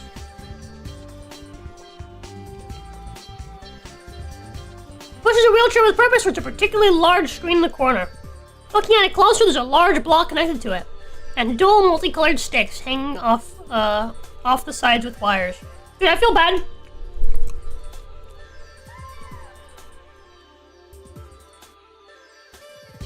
Cause like I've taken friends like the arcade before. And I took a girl to an arcade once, chat. She was like, oh, what's your favorite machine here? And I was like, oh, fine, I'll show you. And my favorite machine is a machine with a light that spins around, and you have to press a button to stop it at the right time to get the fucking what do you call it? The fucking the jackpot and get a bunch of tickets. And I was really, really good at timing the light press, like the button press with the light on that machine and getting the jackpot repeatedly. And she was like, seriously? This is your favorite? I was like, yeah, it's what I spend all my time on. I usually just come here and just play this for the entire duration. She's like, you don't actually want to have fun? You just want to get tickets? And I'm like, getting tickets is fun though. That or like, for a long time at Dave & Buster's, my favorite machine was the fucking slot machine, where you just spin it and just get lucky, potentially, and get like loads of tickets. Until I got really good at this other machine, where you have to drop a ball through a hole. There's like holes that are spinning, and then you have to drop the ball, and if you time it right, the ball will go straight through into the jackpot. I got really good at timing that one. So I would just farm that for the jackpot. But yeah, I remember I felt back, so I was like, yeah, I don't really like... I play real video games. I'm sorry, but arcade games are like... They're meant to be short-term excitement, if that makes any sense. They're like short-term fun. I like playing like, you know, home video games where I'm gonna be playing it for like a long period of time and there's like a story and, you know, there's investment. I like investment, right? If the game has no investment, I lose interest. And so the one thing that I can actually apply some amount of investment into in an arcade is the machine that's gonna get me the most tickets. Because then I'm doing something repeatedly and there's an investment that comes out of it. It's not just me playing a game shooting some fucking goobers for it's not just me just pointing a gun at a screen and being like pew pew pew pew pew and then things die and then, you know, I move on with my life to the next machine. You know? It's like a short experience for every single game. So I typically just prefer to just, you know. I think the only exception is like some of the racing games are really good. The ones that have like the big like Jenny, gamble, gamble, gamble, ooh, pretty lights, basically. Which one is it? One of the fucking racing games is really fun because I would play with my friend and we'd race, and I was pretty good at it. But like it's one of those where like you have like the full like driver's seat with like the like manual stick shift and like the multiple pedals, and you have to like switch gears and stuff. There's one of those like driving sim ones, and those are fun. I like those. Let's just say like driving.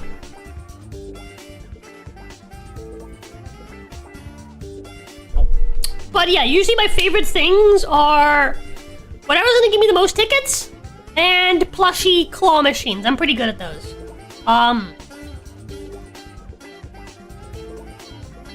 That usually like makes up for my lack of particular fun interest in stuff, and you know, the girl's like, "Oh my god, you got me a plushie! Oh my god, thanks!" And that fixes everything. You give a bitch a fuzzy object, and she'll stop complaining. Any interest in the hyperdimension Nitunia games? I've played one. Oh, speaking of bitches that are into fuzzy objects, my wife is calling. Hi, baby. I just wanted. Huh? I just wanted you to know that there's a review on the order because they didn't give me my little snack, and not one of the girls' orders yet. So, Okay.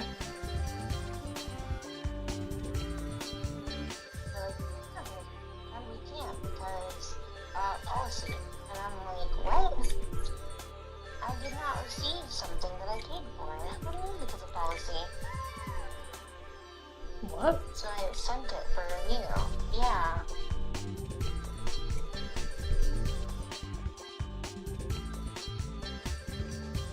Fucking DoorDash? Yeah.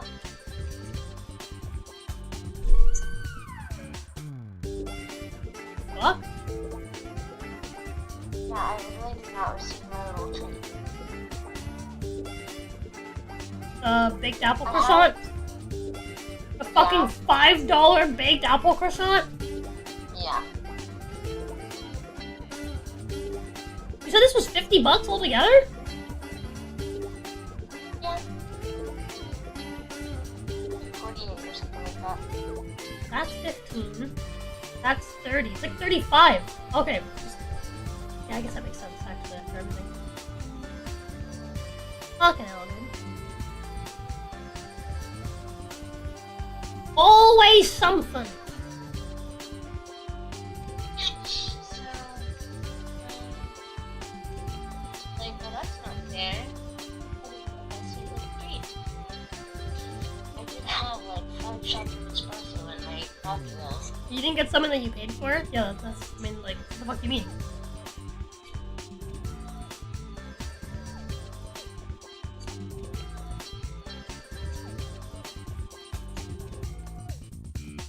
Anyways, I love you.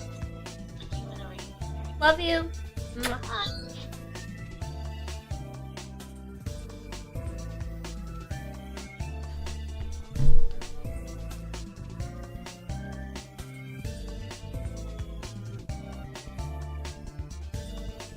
Yeah, you were talking about giving bitches fluffy objects and not to her, Lamar.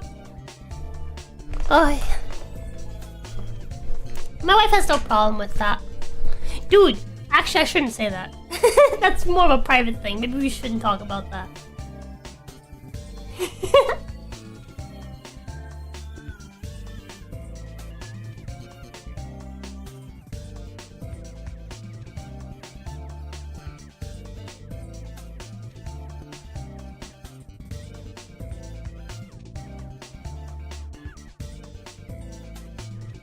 Okay, close to the large block connected to it.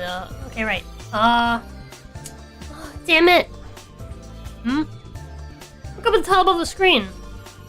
Ruin robbers. The more I look at it, the more I see where splotches of fresh paint barely cover poorly done marked graffiti.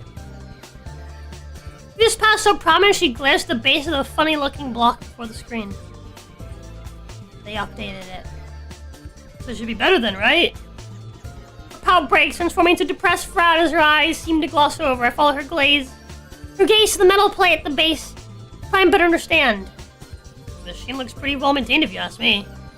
Something wrong with it? They added a foot pedal for the cover action. Oh. I test the plate, feeling it sink down. Noticing the video demo on screen changes to screen with a bunch of ass. Wait, what? A bunch of ass with numbers next to each instance. This sucks. Olivia's hands curl into fists. She glares at the machine. Twinge runs through my chest when I look back at the frustrated Dino Girl. One aspect of her favorite pastimes has been changed in a way that almost robs her of it. The thought strikes a painful chord in my heart. Though I know I had zero hand in the game update. All the same, to see the clover-scaled girl look so morose, I turn my eyes away to my feet, sensation leaving as I do. A flash of brilliance overcomes me as I look at my loafers. Yeah, I have an idea. Let's mouth with a growl. I know what you're gonna say, and the answer is no. You're willing to just give up because you can't play it easy. So you're willing to just give up because you can't play it easily? Yes. Olivia's response leaves me a bit floored. Beautiful eyes leer venomously at our former favorite game. But I know my idea will work. Okay, you play then. Haven't you been paying attention? I can't. I'll handle the pedal work.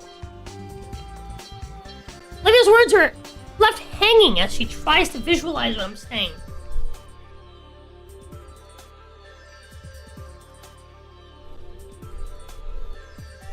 Confused gaze wanders between me and the flat rectangle on the floor.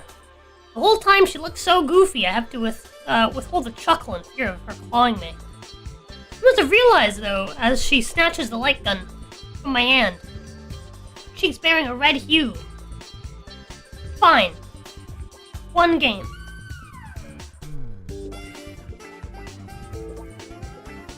Puts the light gun in her hand and takes a deep breath.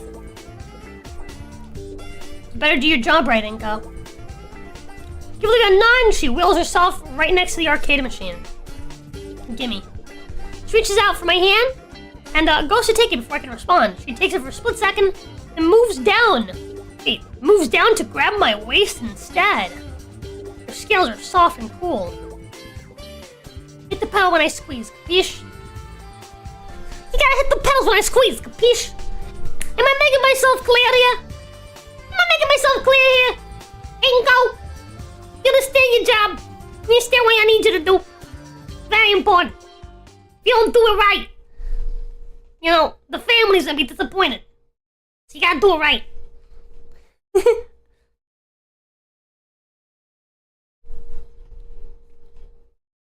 Not so tight. Dude, hit the damn pedal. It's like playing with controller lag. Inka! Sorry. Holy crap, this is worse than I remember. Hi, it's me. I'm Guy. That makes sense. Here, you can see I put the respawning enemies in front of a place you're forced to cross. I came up with this idea while eating a bird. I don't even want to staple my ears to me. Fucking damn it, not again. Ooh, this game sucks. Wanna play again? She's me. She's literally me, bro.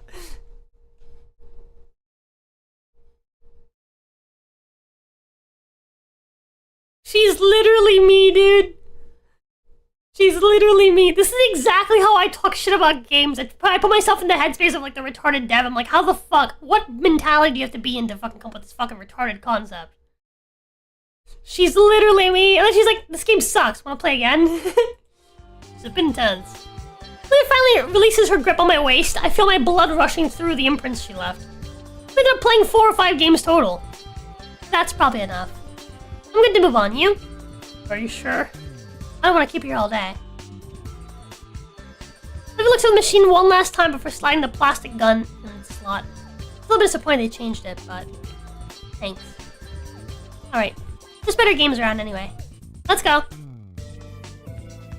You got to hug the Gator, so something went right today. True. And she just hugged me back, basically.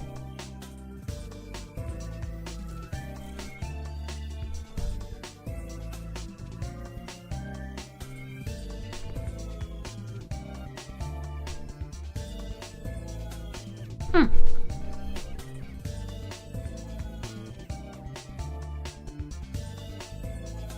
stray thought from before I really got to know Olivia careens to the forefront of my mind.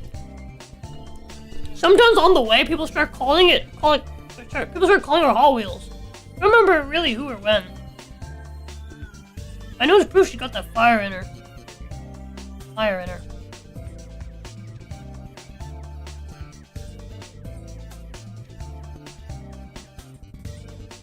Before she can roll away too far, my hand takes hold of one of her chair grips. Drilling the Dino Girl from sudden stupor. Say, I've got an idea, Hot Wheels. Why don't we try fighting? The fighting game you're so good at. The fighting game?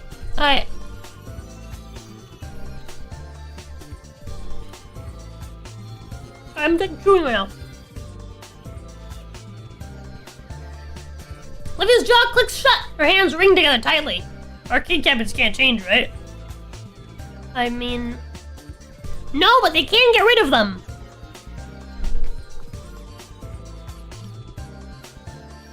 Her gaze turns towards the opposite end of the arcade, and I can hear the loud hollers. Competition from here. Come on, Hot Wheels, what do you say? Name seems to invigorate her, her glacier eyes hardening and her ivory claws touching at her wheels. An eerie grin comes across her features, tongue polishing the incisor, as her predatory eyes lash onto a particular cabinet in the far side. Olivia picks a direction and speeds off, parting the sea of sweaty dinos, leaving a small space of safety in her wake.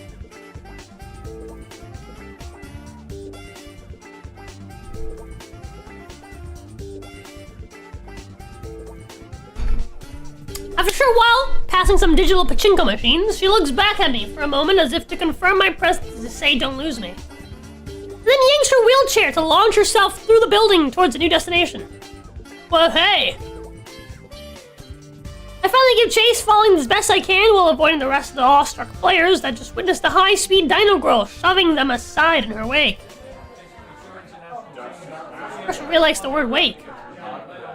As they get closer, the atmosphere seems to grow thicker, the very air becoming dank and heavy, almost as if someone dialed the humidifier up to 11. For a second, I have to stop in my tracks to catch my breath and try to cool down as my shades begin to fog up. I hate the noise. So this is the power of the fighting game crowd. I'd heard things, but I thought they were jokes.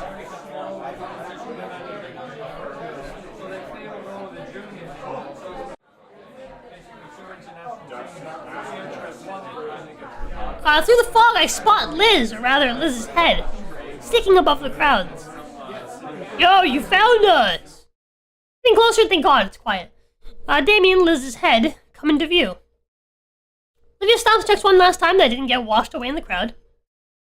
She then moves past Damien and Liz, coming to a screeching halt next to a particular cabinet occupied by somebody else. I got next. Yep, she removes a shiny coin from her pocket, placing it firmly down on the controls. Of the current player, who hardly glances at her. I step closer and waver to overhear the exchange between the two dinos. The greaseball ankylosaur. Looks like Patho's brother.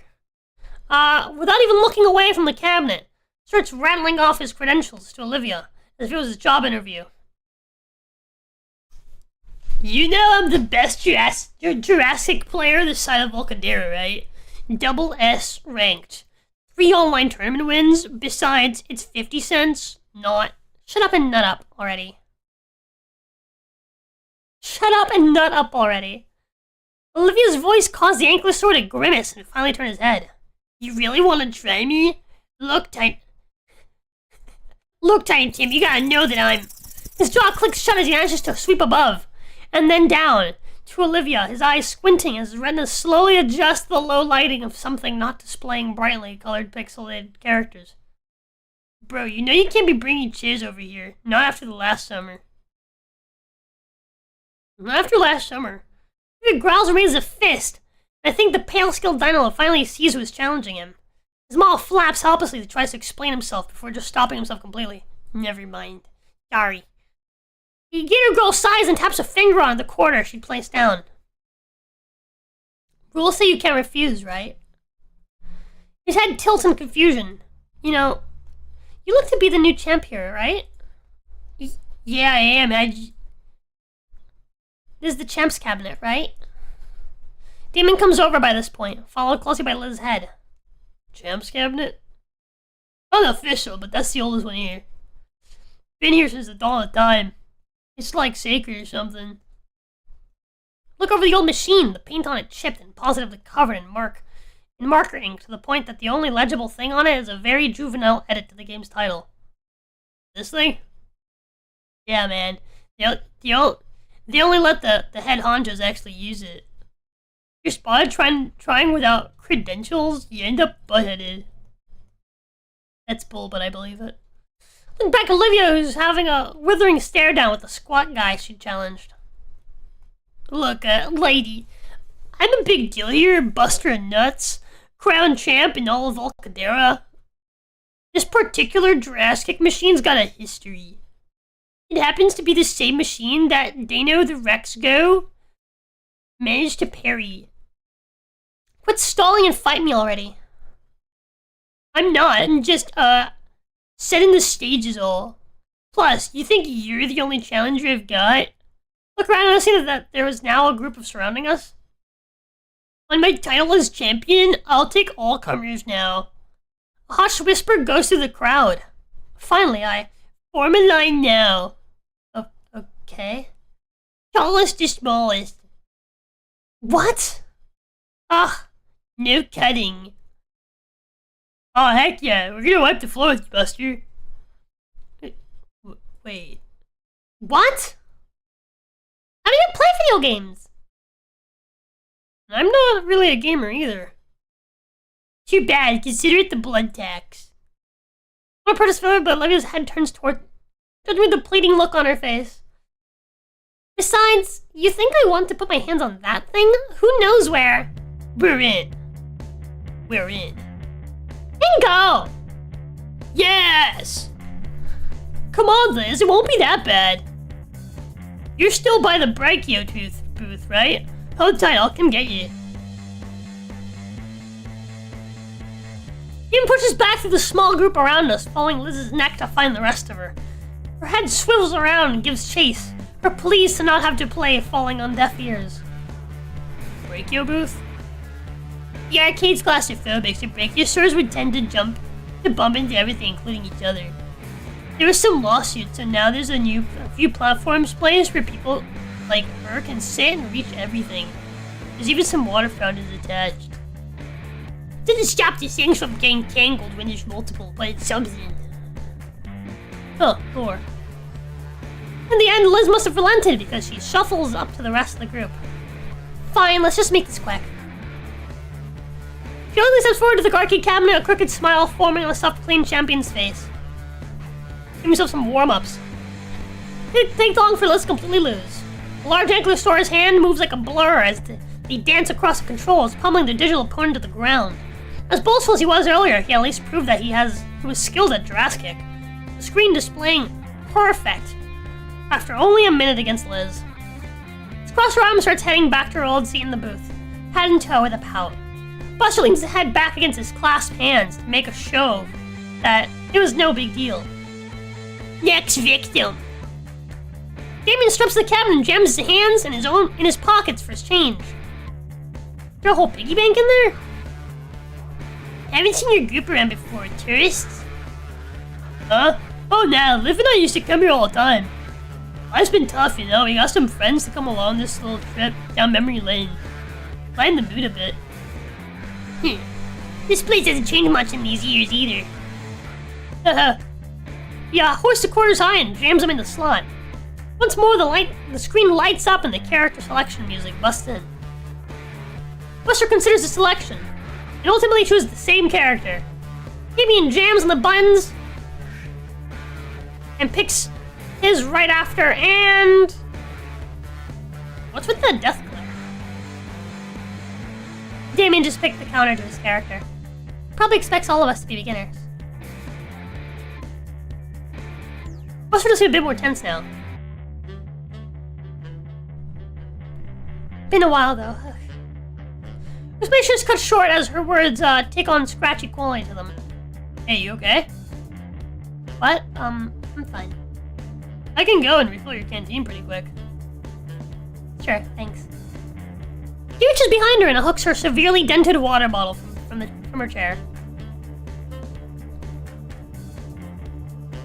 We don't get to see fucking Damien fucking throw down? Something to look into for Christmas. That Buster guy said there was water by the Brachio booths. Although I can't imagine the water is very good. Christmas... What? What am I thinking? I haven't gotten anyone a gift like that before. Focusing, we just need some water. Keeping the arcade towards the center, passing through the aisle lit by game screens. You guys are done already? No, just refilling Olivia's bottle. Guess I'm gonna miss Damien's match. Say, Liz. This sticker here, what is it? It comes in close. She eyes the weird brand on the canteen. Oh, that's from some really old show. Like, back in the 90s old. Why? Just curious is all. Well, I never really asked Livia about it. Maybe I should. After all. I recall watching a video essay about it once. Though, I never really get into older stuff. The animation always looks so choppy. Recapping the bottle, I lead Liz's head back to the fighting game section. President Damien and Buster are still playing. This time, both their hands slamming fiercely on the controls. The crowd has even formed around the duo, exchanging low whispers as they watch the old CRT screen. Pick out Olivia at the front of the crowd, close to the cabinet, so she's able to clearly watch. She's hyper-focused to the point that when I swish the ball in front of her face, she leans over to keep watching. Evil it is, then. Hold the canteen above her muzzle, and carefully tip it over until a few drops fall on her face. Tongue laps along her lips and wipes up the nourishing droplets for glaring at me. Hey! Here you go, fresh from the latrine. R. Takes the bottle and downs most of it right away for clearing her throat. Thanks. How's Damien's match going? Well, he's getting too aggressive. He is? Yeah, Buster picked a Rushdown character, so Damien picked the Zoner to keep Buster at a distance. The problem is that Zoners are notoriously bad when it comes to footsies, and are even worse with mix-ups, which means that if Buster is able to get into Damien's hurt box, he's going to get super punishment. Might even lose the set. A single... Wait a second, I'm human. So Damien has to keep his distance. Not looking good for him. He's probably about... Oh crap. Livia and I watch from the sidelines as over the next few seconds, Buster pulls off an impressive series of moves that crush Damien's character into the ground. Almost like he was waiting for us to get back up. Almost like he was waiting for us to get back. Wow, you actually knew how to play. Buster jams an accusing finger my way, as though marking me for death. You're next. Damien's expression carries a hint of disappointment as he steps away from the cabinet. He quickly peps up and reassumes his usual jovial self. Just me and Olivia left. He steps up to the cabinet. Both of our characters in various fighting poses stare back at me, each with their own promise of victory. I recall an old saying Coach Solly had said. If we do not know what we are doing, then the opposing team certainly can't anticipate our future actions.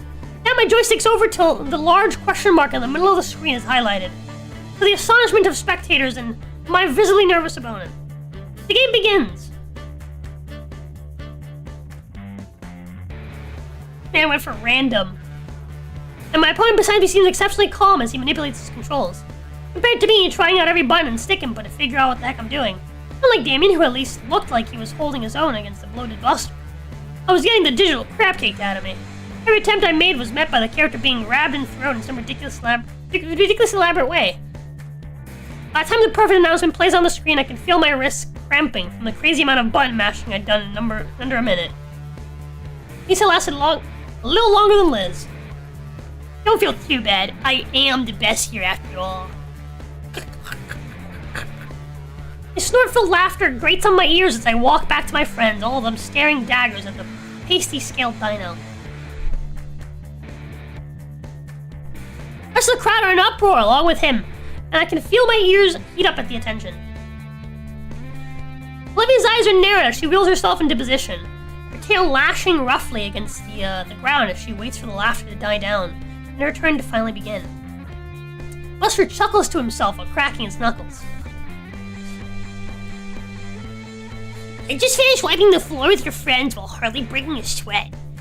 Just so you know who you're really dealing with, I'm Buster Nuts, achiever of octaves in the annual Jurassic Wisconsin E-Tournament, demolisher of Icaria, second best player of 2007 to 2012, and co-leader of the Midwestern branch of the Mighty Mammoth Gamers Guild. You won't look bad for ducking out. Or are you ready to get busted? You're fat. You know, you can still back out of this. If his response is to insert her coin slowly without breaking eye contact with Buster, with what I can only describe as predatory leer. She then slams her fist on the start button. Buster instantly moves his cursor towards a different character. Oh, fuck. Great time to save, actually. Damien next to me lets out a soft gas. What's wrong? Buster's character's like 3 kinds of bullshit is what's wrong. What? Well, for one thing, he's usually a gentleman's band in tourneys, and his mouth is moving, but all that comes out is alien words. Buster lets out a chuckle and turns to look at Olivia, giving her a smug grin. Olivia doesn't seem at all fazed by Buster's character choice, looking at her joystick lazily. As Olivia picks her character, the game announcer blares the name aloud. Wani Long!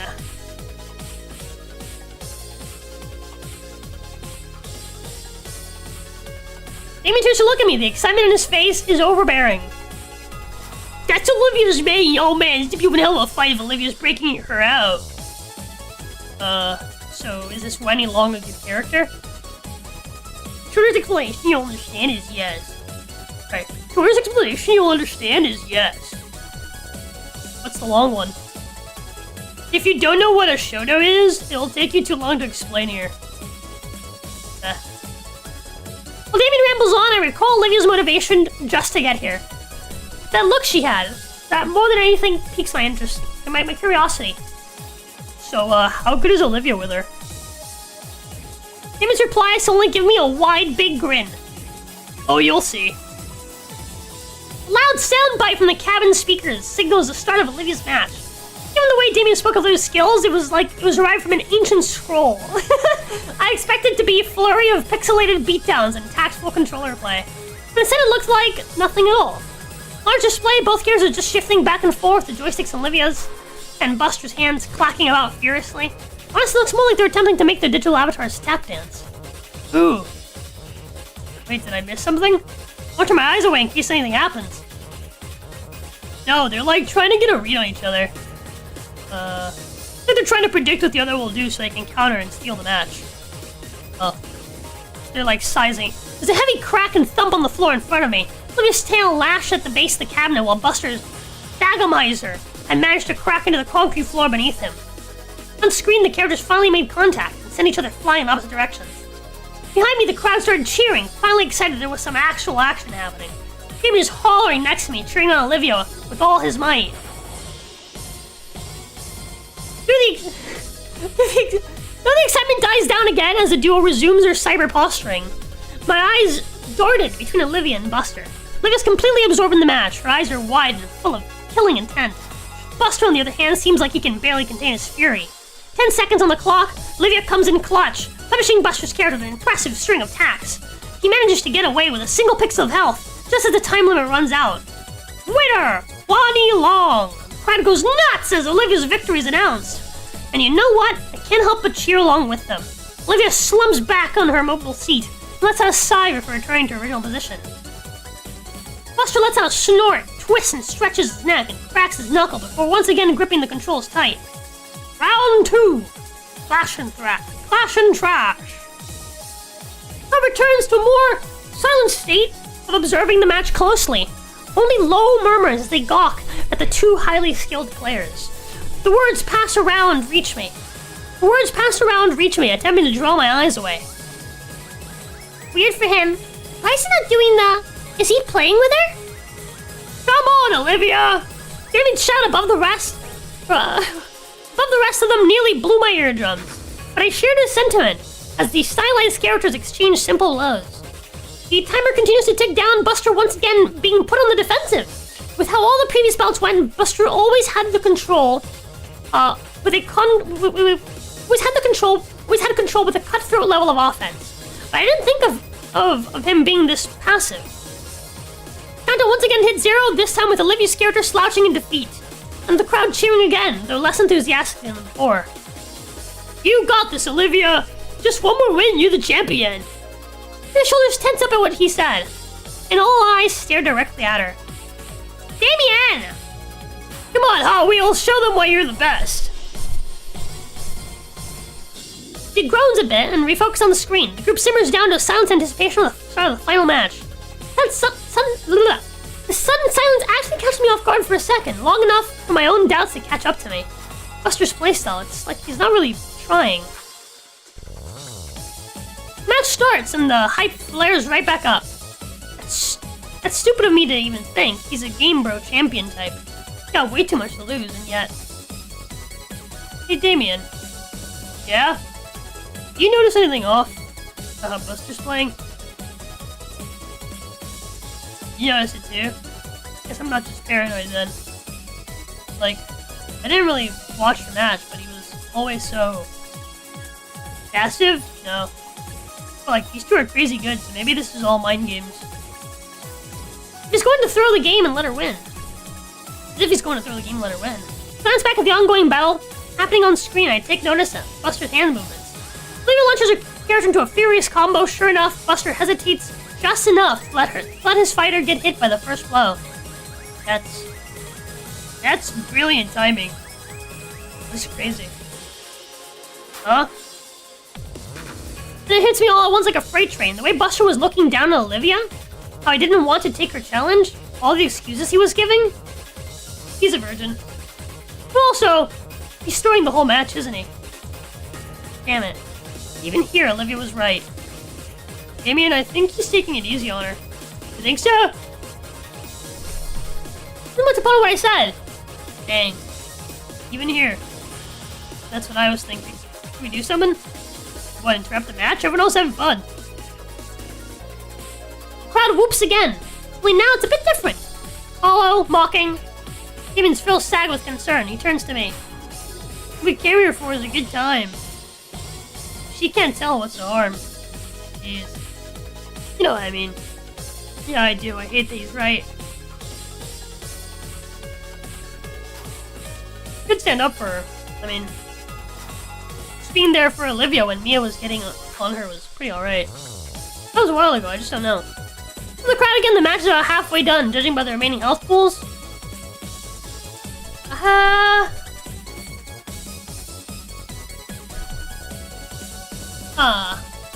Do I want to cheer? I think I should cheer for her. We're gonna cheer on. Clearly the number doesn't like this from strangers. But I'm no stranger to Olivia. She knows my intentions. We're friends. On screen, it looks like the characters are about to strike one another with their feet. I cut my hands around my mouth. Go, Olivia! You got this! Damien recoils from my scream, or maybe I popped his eardrum, judging by the glare he levels at me. And he raises 2 fingers to his mouth. Whee! He whistles. I can't whistle like that. Heck yeah, you got this! Even Liz tries to join in, shouting down at the crowd with her own cheers. But you know what would be cool? You can do it, Hot Wheels! Yeah, go Hot Wheels, go! Olivia flinches and turns her head to look back at us a bit. Curiously, so does her opponent. She says cheering and gets her usual disfavoring furrowed brow. No way, I'm sticking to my guns. Eyes on the screen, Hot Wheels, he's gonna get you! Beat him without even looking.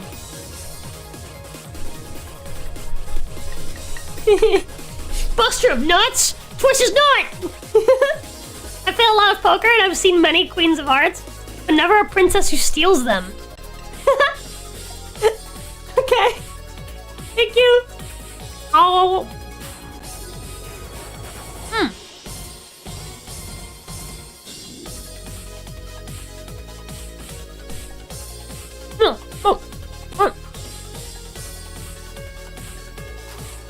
She goes right through the crowd at me. It's only an instant, but it feels longer.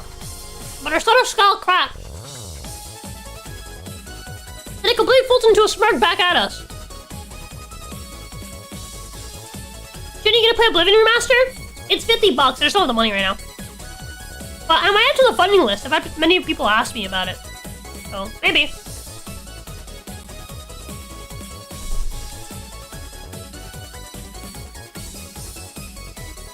Maybe that'll be like the new, me game. Just for me to play. She faces back to the screen with renewed vigor. Buster shakes his head to snap himself out of his own slog. Looks like he was only intending to lose by a little. He's picking up the pace now. Only... time! Match time's out. Bah! Dang, when I go into the round, people need a winner. Actually, mind if I run to the restroom real fast? Shit, yeah, it's down that way. Look, it turns and smiles at me again. It's warm. And she goes off to the restroom. Buster waits for her to be out of earshot and scrambles over Damien and I. Hey, you two? You guys weren't serious, right? Huh? You were saying Hot Wheels. That's not really her, right? The Hot Wheels from a decade ago? Yup, it's her, why? Damn, I feel like a jackass now. You were throwing for her, weren't you? A little. Your buddy Finhead gave me some sob story about her during our match, and I felt bad, okay? Who wants to be known as the asshole that picks on cripples? Ooh, Buster's being hospitable to the young lady! Who the fuck? Shut up! Shut the... Yo, Buster, you simping? Piss off! But yeah, I didn't mean to disrespect her or anything. Crap, I didn't know she had history here. I should have more respect than that. Besides, what do you do now? I'll play for real. What she deserves. That's all we ask. Buster nods and turns with a thumbs up. He's a good guy! Cracks knuckles and neck in preparation for his first legitimate match of the day. You're still kind of simping though! Get the hell up, Dave! Olivia returns, sliding up to the machine once more. Thanks for waiting. No problem, ready? Know it. Good, because you're going down this time. Give each other one last competitive leader before putting all their focus on the screen. Just before, Buster chooses the OP character and Olivia picks Wani Long. As soon as the in-game announcer yells, fight! Buster immediately goes in for the kill, the total opposite of how he was playing last match. He catches Olivia off guard for a moment, leading her character to eat a massive combo that takes away a good chunk of her health. True to his words, he isn't holding back this time for Olivia's sake, dealing her the same level of beatdown brutality he gave the other opponents before her. It seems to only invigorate her, putting her skills and hands into overdrive. Even though Buster is going at full force, Olivia still managed to get Wani Long to land a few punches and kicks, along with evading some attacks. Now seems to notice the reappearance of Buster's lethality, causing an uproar of cheering and whoops. Damien, of course, follows suit. You got this, Hot Wheels! Kick his ass! Can't let him be the only one, right? Show him why you're the champ! Fortunately, not even Olivia could beat Buster's true fighting skills. Like his previous opponents, hey, oh, bold wins. The crowd is a mix of groans and cheers and excitement at the ill-fated defeat of Olivia. Buster crosses his arms, basking in his self-pride of beating the legendary Hot Wheels. Damn, you really handed my ass to me. Didn't I say it was kind of a big deal around here? Yeah. But I gotta admit, you gave me a real challenge. I see what you were known as a champ. Thanks. If you're ever up for a rematch, you know where to find me. For $100 on a lotto ticket, otherwise I wouldn't have even been able to get it either. Yeah, dude. It's rough out here these days. Hello, my love. Hello, will you look at the hook and ladder on the Firehouse subs and tell me whether or not you want that? Because they have 50% off on their subs. The hook and ladder? Yeah. It's turkey and ham. Firehouse subs? If you'd want it or not. Because my one single half-off sandwich is not, you know.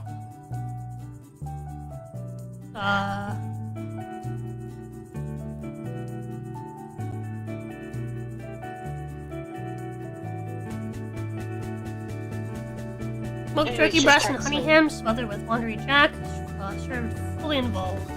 Mayo, lettuce, tomato, onion, deli mustard, and a pickle spear on the side. Yeah, I'll take it. Okay, love you. Love you. Bye. Bye.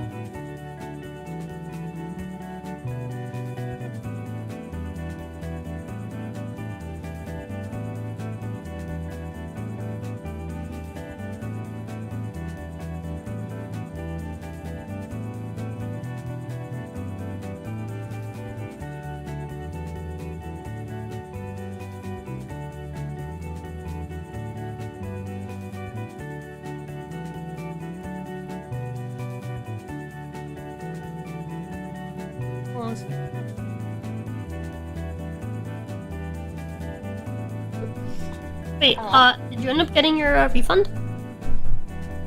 They said they won't get back to me until like 1 in the morning. What the fuck? Yeah. Okay. I'll send you the money that they sent me. Okay?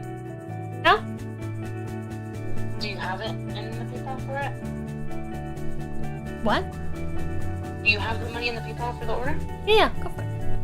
Oh, okay. I love you. Love you. Yeah.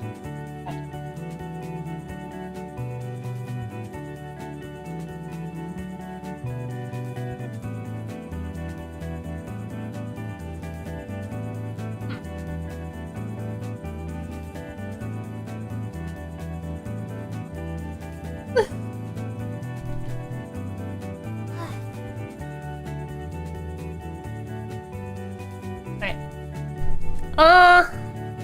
Guess we overdue a smile gleaming across her face. Alright, use next. Face the crowd in a more spacious part of the arcade. That was awesome, Liv. Really gave him a run for his money. I know, right? I mean, I know I'm a bit rusty, but the moment I got my hands on the controls, and he gave me a real fight, I was so close to beating him. Despite having been outmatched and losing to Buster, she seems to be having even more fun than ever. Feeling a little jittery after that fight. That's the gamer rush telling in you. Hey, you know they sell food here, right? We should get some snacks to celebrate. Well, it was smelling grease. I was just assuming it was. Takes an order and starts marching off in the other direction. Damien, wait for the rest of us! Dude, huh? You know what? I could go for a little something. Yeah, it is getting pretty late. Come on, they went this way. Onto the crowd once more! Oh boy, this again. I'll call it exercise.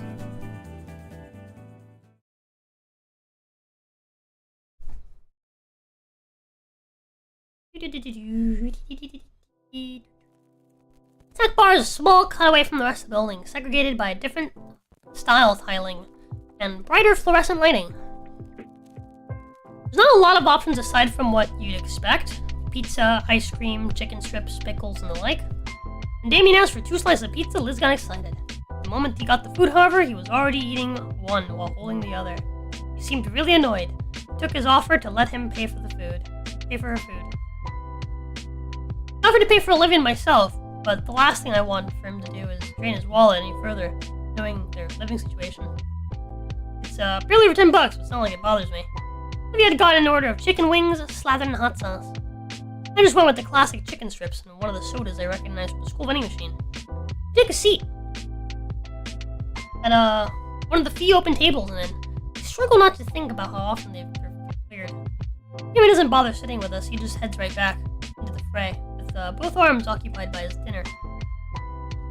Liz follows after Damien to keep track of him. At least, her head does. Olivia barely even sets her tray down before... Crunch, crunch, crunch. So I shift myself away from the maelstrom of molars and claws. Even probably said he'd cover the meal because he knew Olivia would get like this. Sheesh, Hot Wheels, would you like some actual meat on that? I didn't even know wing bones could get that big. She responds by snapping the bone in two between her teeth. Marrow squirts out a little, and she has to get a napkin to wipe her cheek. Suddenly my own chicken tender meal looks even more unsavory, so I push it aside and closer to the tooth tornado. Only takes moments for her to accept my offering with no manners whatsoever. Don't mention it. So, after we finish, any other plans?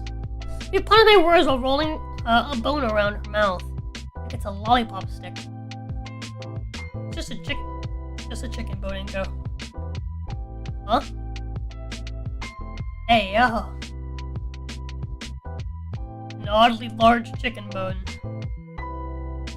I don't know, I've basically done all I want to by now. All I want to do by now. Damien's probably got another 20 minutes before he burns out. I'm gonna hang here unless you want to do something. Nah, I actually don't play games much. I had fun playing with you though. Maybe it looks away for some reason. We should do this kind of thing more often. Yeah? Of course. Never had as much fun outside my previous schools. Mainly because I never had many friends to hang out with. That's kind of sad. It is, but it looks like moving here was a change for the better. Well, it's just fun to hang out with you. Though stained with sauce, Olivia's lips curl into a smile. Wasn't Damien too, of course. It was Damien too, of course, though I have to admit, with the way Liz gravitates toward Damien, it's almost like she had this all set up. What do you mean? Well, Damien and Liz are pretty close, so maybe she's using this as an opportunity to get them to get closer. Almost like we're on a double date or something. She jerks back to me, completely attentive. Did I say something? Really?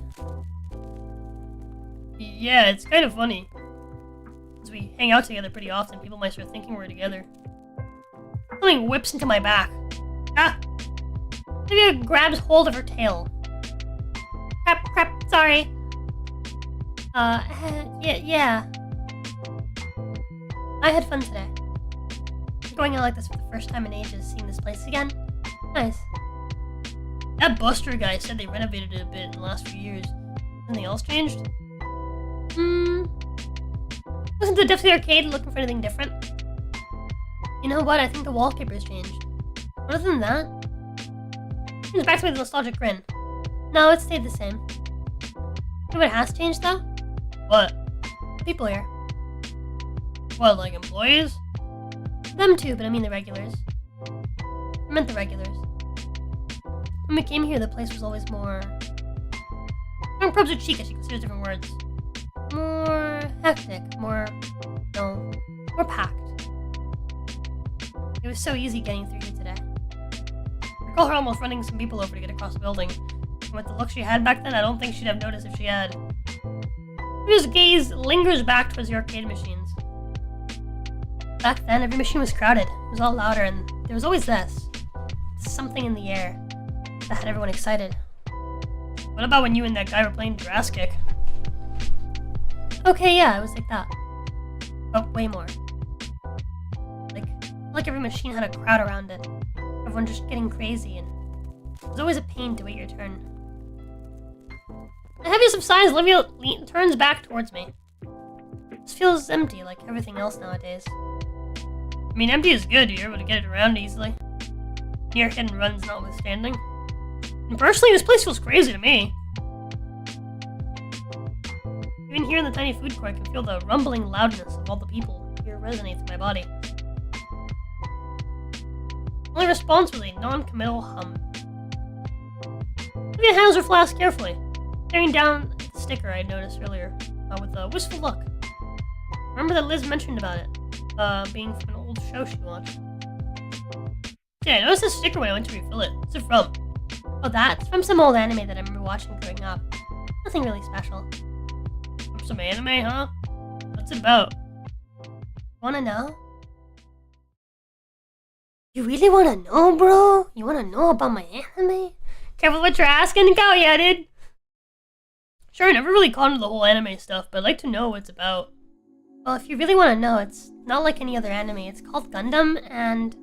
Next 5 minutes, Liv is just to summarize the premise of Gundam in detail. Given that I'm as clueless to it as I was with fighting terminology, the plot sounds completely esoteric. The sticker is a symbol worn by a faction of space-noids fighting for their independence. Sounds like a just and noble group with a goal like that. Watching her talk so passionate about the series franchise... that's a lot. For how long? But that's alternate universe stuff. Oh, and then there's martial arts one. She continues her description of the franchise, starts to realize how enamored I've become. You saw her eyes? I did. Not just hearing about the show, but from seeing Olivia talking about her favorite show with such passion and energy. I myself engrossed in her voice as she recounts a particular version of the anime, as she's even taken to emulating segments from the show. And in the end, he finally admits it, and it's one of the best romances Gundam's done. And her sudden pause worries me. What's wrong? Nothing. Doesn't sound like nothing, rather, given the roughness in her tone again. Just finally ran dry. You need another refill? I'm good.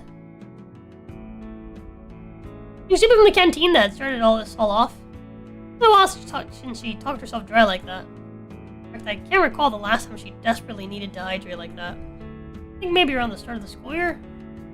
Just the canteen lets a breath of relief out. Better? Olivia nods. Yeah, anyway, where'd I leave? Actually, I've probably been babbling on too long about it. Oh no, I don't mind at all. No, it's fine. Besides, you let me talk about my favorite shows. Tell me about yours. Mine? Well, I haven't finished anything. It's mostly video essays about old shows. I'm told I can call myself a fan of video games without having played them, but does that apply to TV? Olivia sure has taste. And tell me exactly what kind of show she likes and why she likes it. I just know bits of trivia. Now that can't be right. I've seen lots of things in passing. Like... bullshit. I have no swag. I guess I've spent more time watching in-depth video essays about shows than actually watching them. Man, that's embarrassing. No, it's not. Okay, maybe a little. Never too late to get into it. See what you do or don't like. Next time you're over at my place, we can binge watch a whole anime series. I like the sound of that. If it ever gets too intense, you can always watch Power Raptors with Vinny. If it ever gets too intense, you can always watch Power Raptors with Vinny.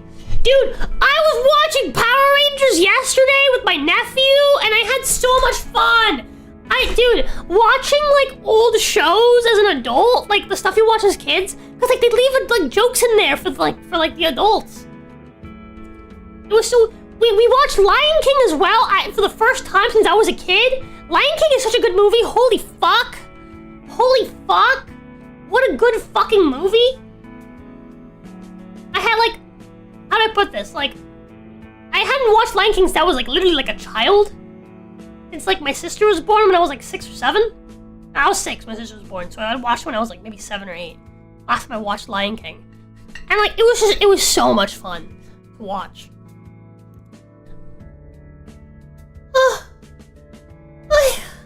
But yeah, dude, I had a blast.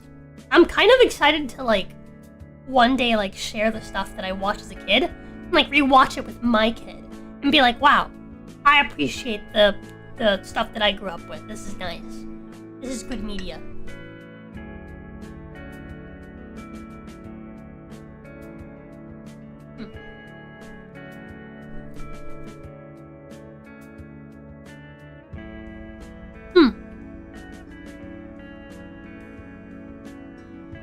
Hey.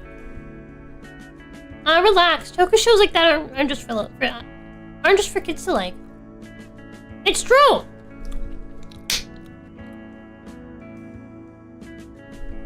She's right. They have jokes and stuff that are made for the adults. It's great.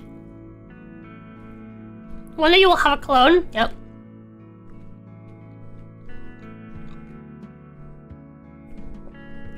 It's funny though, I remember my dad letting me watch it as a kid, and Vinny got into it because I showed him. If you don't mind me asking, you mentioned that your dad's in and out of town because of his job. What is it exactly? He's on contract with the DoD. Wow, really? Yep, been working with the Air Force since I was a baby. Normally he doesn't call that often, but when he does, it's pretty lengthy. Weeks, even months. That must suck. It isn't too bad. We still call each other and send messages. The work just keeps him busy.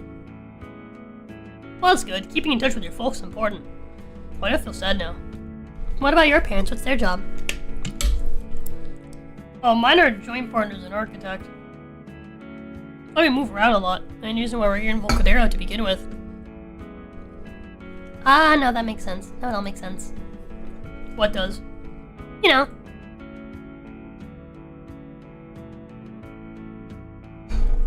She points at my shades and jacket. Having on a jacket and shades doesn't automatically make me rich, Olivia.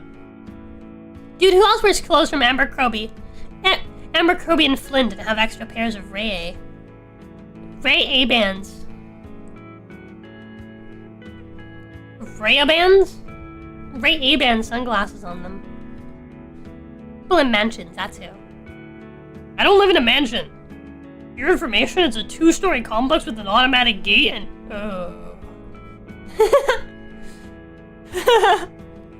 So, Anon was like a poor schmuck on Skin Row.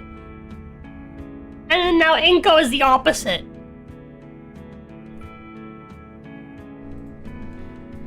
I see what you mean. Now you get it, moneybags. Suddenly starts waving her hands around excitedly. What the? Inko, Olivia! Amy comes rushing in and both arms filled with a pile of tickets. Whoa, mama, that's a lot of tickets.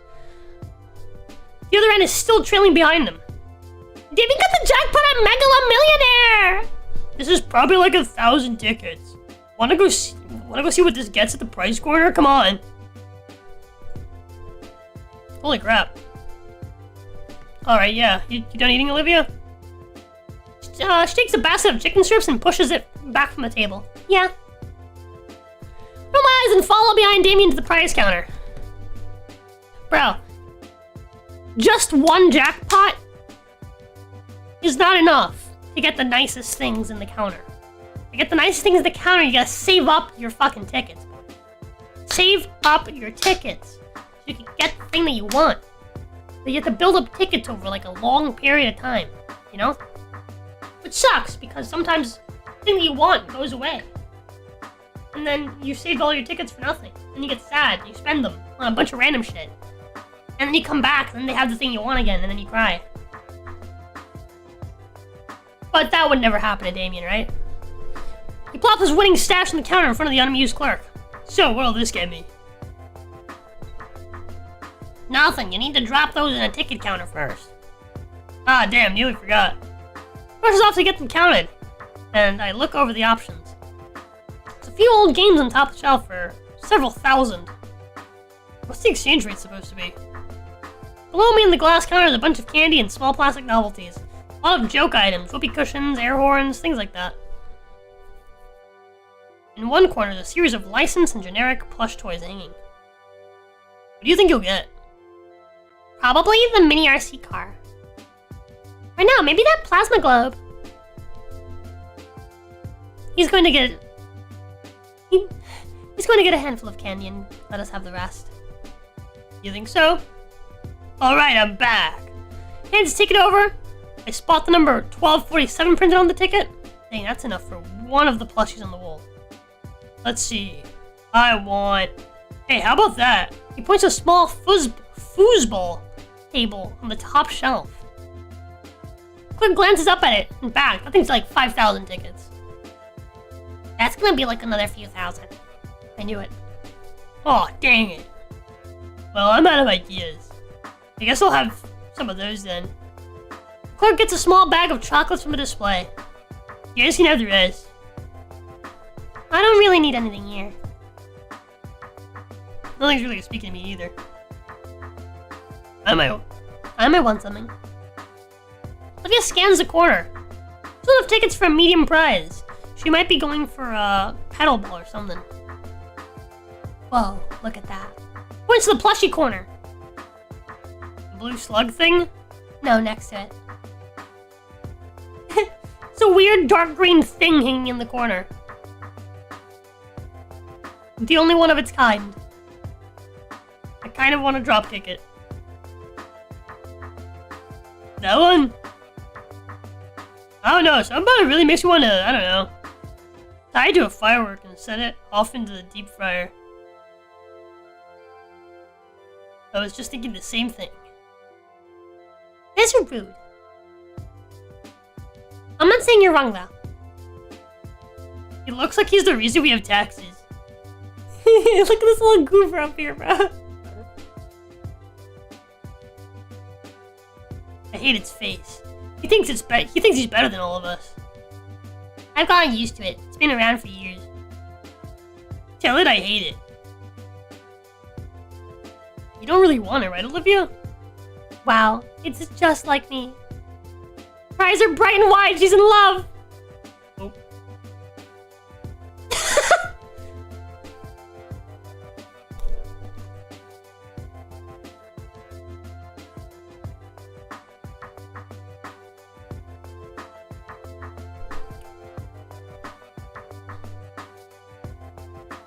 What is it? It's like a... The cloak hands is a stuffed toy and she looks deep into its beady eyes. Yep, just like me. I'm gonna set that on fire sometime. Not if you like having both arms. We have two for a reason.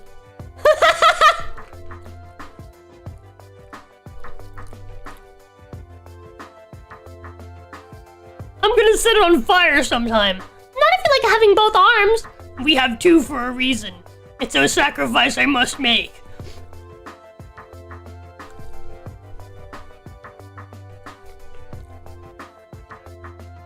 For several minutes, they argue. Guys, it's getting late. I think it's time we head out. Ah, shoot, he's right. She's right. Even though the weekend starts tomorrow, I still have curfew that my folks are strict about.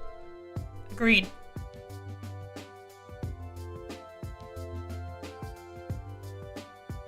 Bro, as wild he is. Oh, I guess you're right. On the way out, Damon stops and breathes in deeply. You know, this was a lot of fun. Hey, yo. I knew someone was interact with this eventually. It was too stand out. It's the only thing that's in the background that's not fuzzy. Coming all here together for the first time in a while. Thanks for taking us, Liz. Oh, it's no problemo. Thanks to you guys too. Yeah, man, this was fun. You should do this again sometime.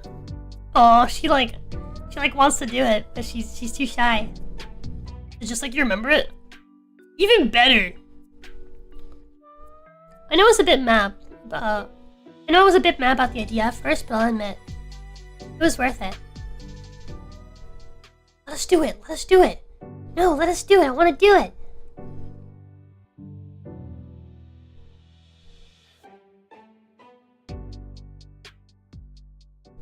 Why am I kind of into the Brontosaurus check?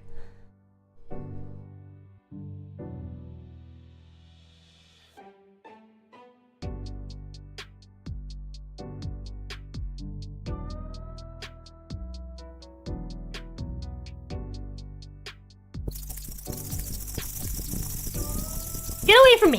Get away from me! Get away from me! I'm just squinting at my boy.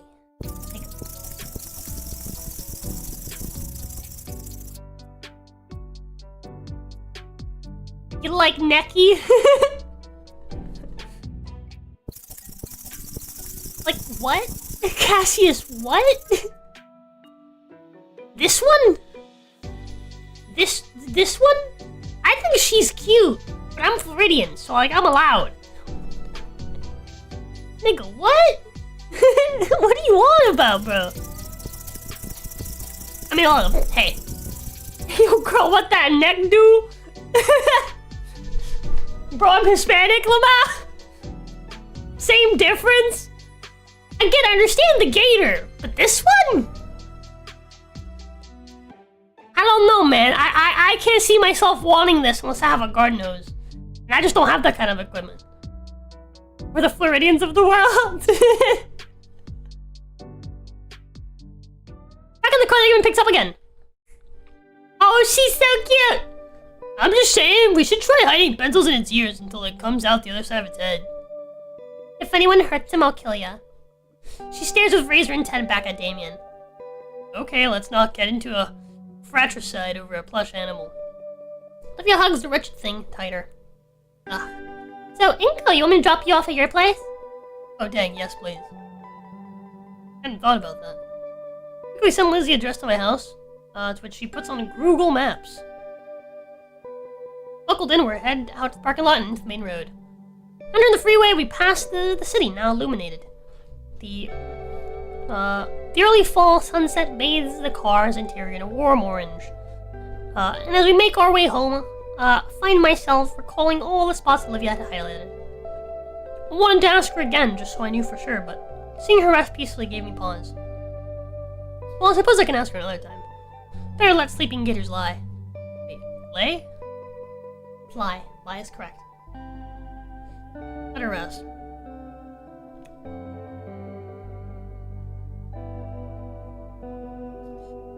She had fun, now she's tired, and that's all that matters. I know Olivia mentioned that the place was updated, but I lied to myself if I didn't say I looked a bit too grimy. Just hope I don't get sick. Yep, I got sick. Been completely out for the whole weekend. Like a sick dog. Must have caught it at the arcade. At first it was just a slight headache and stuffy nose. Sunday I felt like my bones were made out of paper mache. I didn't even go to school today. Man, this sucks. Shouldn't have ignored the signs. The rapid weather change isn't helping at all either. Between the pollen and the chills, the worst part is I'm falling out of practice. Tried on and off, every hour to watch a drawing tutorial. But within minutes my conscience is overtaken by a fog and I retreat back to bed. At this rate I'll never actually have the skill people thought I had at the beginning of that contest. Between the sunlight obscuring clouds and my own bouts of unconsciousness, it feels like I've been sick for weeks instead of just days. I would have asked my parents for some help, but they still had to work, and the most help they could be was simply calling in to school to let them know I was sick.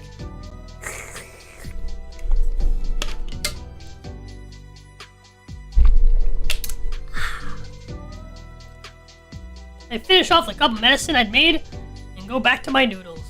The only reason I'm even conscious right now is because I figured some soup would help with the splitting headaches. I've made sure the pantry is stocked full of cup ramen. I shovel even more instant noodles into my mouth as I lay splayed on the couch, trying to watch whatever's on TV. Then I decide to set the salty goodness aside in favor of scrolling through the notifications on my cell phone. Of course I got a few dozen from Damien. Bless his heart, he's been giving me an hourly play-by-play of the school day. Got a few messages from Liz too. She's also filling me in on the school day, albeit not nearly as often as Damien. Even Olivia messaged me and I feel oddly soothed as I read her well wishes. Suddenly get another notification, this time from Ben. It's a PDF of my homework, followed soon after by a simple get well soon animated emoji. Aren't I popular? Be sure to thank them in person when I'm better. Another wave of fuzziness washes over me, so I pop a few flu meds and chase it down with another gulp of lukewarm chicken broth. 3 days of being sick as a dog, and it's only occurring to me that I haven't seen any sign of... I already got my grocery delivery today. Or was it yesterday? Whatever. Push myself upright on the couch turned to sick bed, uncaring for all the styrofoam noodles, cups, and plastic wrappers that fall into my carpet. Wow, I really let things get out of hand. My head is spinning as I make the arduous 20-foot journey. I check out the peephole and nothing is there. Maybe it's a small child. Assy Scout cookies sound awesome right now. One hand works to undo the locks while I'm focusing my wallet. Finding my wallet with the other. Damn poofy sleeves. They weren't so Wait, was there a knock?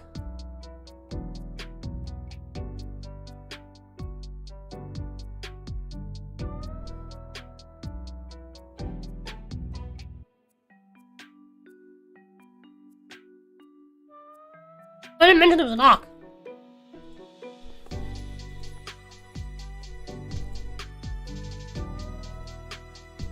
What's up? You dead yet?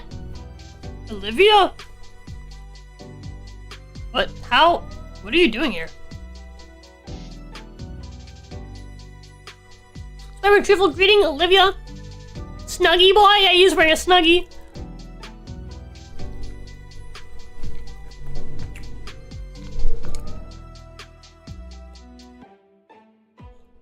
Cheerful greeting, Olivia shifts side to side in her seat and her knees totter together.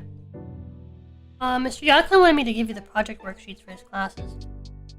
Pulls her backpack up from behind her chair and reaches in, drawing out a manila envelope and waving to my face.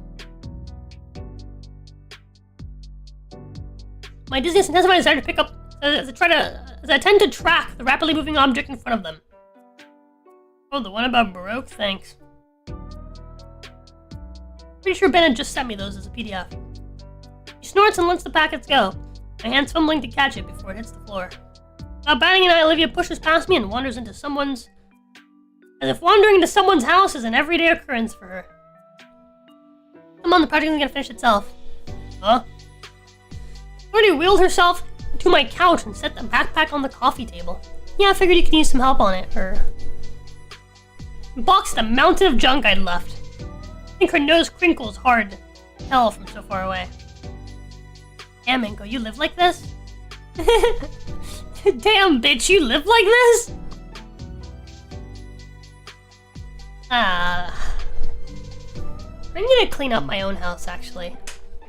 Like, I need to clean up my own house. Like, kinda really badly.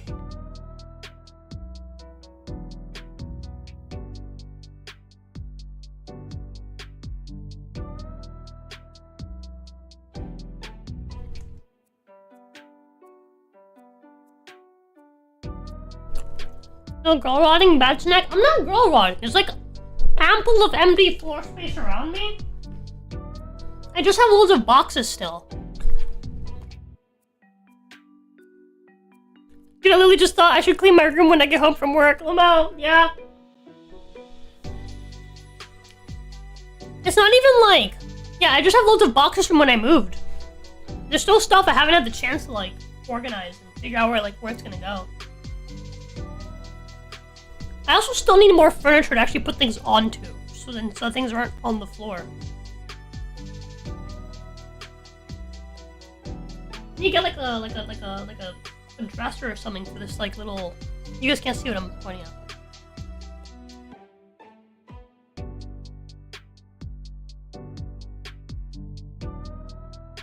Basically, my room is like, you know, it needs more things. Really, you live surrounded by boxes like an Amazon warehouse employee? Kinda. Yeah. Yeah.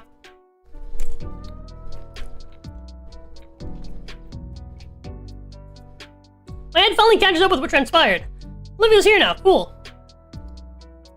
What isn't is the sudden onset of vertigo. Guess I was standing upright for too long. Only managed to stay up long enough to... Just enough, thanks to support of the wall. What? Just how sick are you? Pretty sick. Disgust on her face is wiped away as she looks at me. I wonder why my floor's coming at me.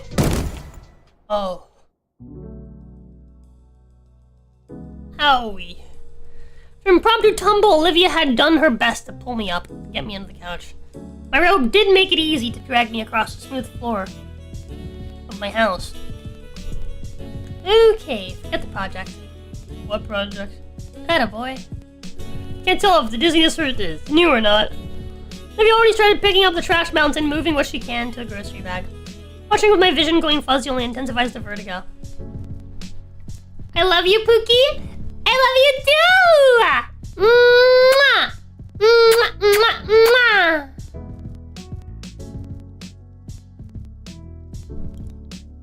Wait.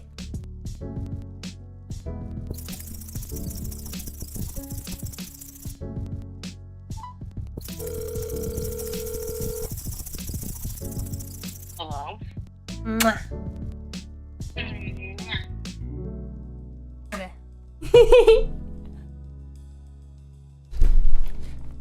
Guess I should take more of my medicine. I grabbed a can of soda from a half-empty case on the table, along with a bottle of cough syrup. Love you more than the disabled Gator? I do love you more than the disabled Gator. She is proving to be very wife material, though, right away. Shows up by my house and starts cleaning? Cool, dude. Even while disabled? I have a can of soda from the half-empty case on the table, along with a bottle of corn syrup. I opened the can and bottle into the glass I've been using all weekend. Watch the delicious mixture slowly become my panacea. Lamau, I'm disabled just mentally. I love you! And you did clean yesterday, and I appreciate you. You vacuumed my room, and I appreciate it a lot. In the glass gets swirled to ensure the best final product. I grin and gulp down my alchemical masterpiece. Trying to finish the drink, however, as an olive green tail slams my midsection and makes me spit up the drink all over myself. What the fuck are you doing? No wonder you've been sick as shit. Well, I read online that it makes the medicine go down easier. Inko, you've been drugging yourself with fucking purple drink. I mean, yeah, it's purple and I drink it. Holy crap, how are you alive? Ugh, the smell of my spat up drink irritates my nose. I feel my stomach. Bro's been making lean.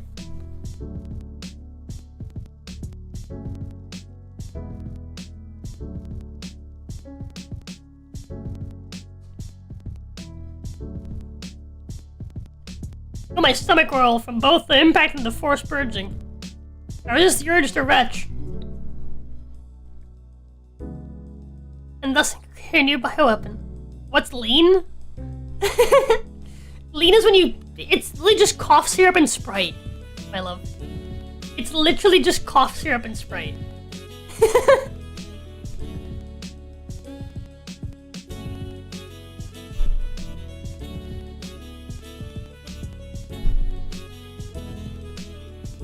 Is that like a drug? Well, cough syrup is a drug. But when you make... You who would drink that? Well, so the thing is that when you mix it with the Sprite... Okay, you know like you're not supposed to have like alcohol and like energy drinks? It's kind of the same thing. Right? Caffeine is an upper. People who can't just smoke weed, yeah. Caffeine is an upper. And cough syrup is a downer. So... yeah. And so it's basically, it's like a way to like wash down a lot of cough syrup at once, so you get high.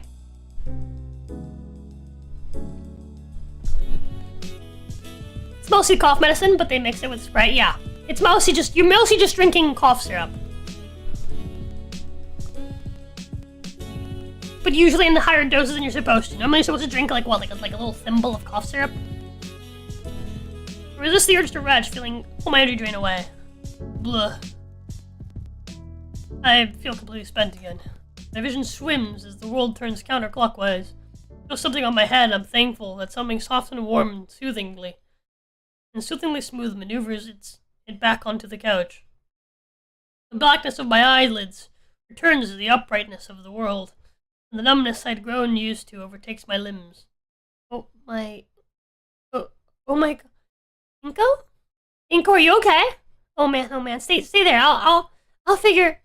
His voice is drowned out by a growing drone of white noise. Once again, the colors from the outside of the window bleed and flood into my house. And I'm still without my rent money.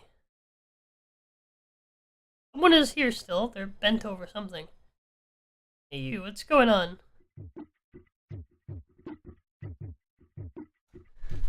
Oh wow. Funny gator girl on wheels. Hang on, I'll try to help you out. Whoa. Hang on, who is this? Where's Lucy? Where's my daughter? What? If man came from monkeys, then how does Coach Solly exist? Crazy. It's crazy.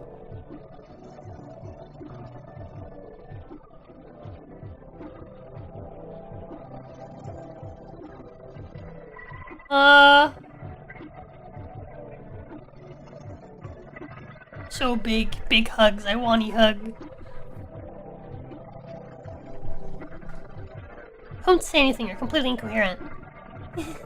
Incoherent? Incoherent. That's my name. Before I can say anything, my being fades into the void. The lean dimension, yeah. Mom, Dad, the music and the colors, yeah.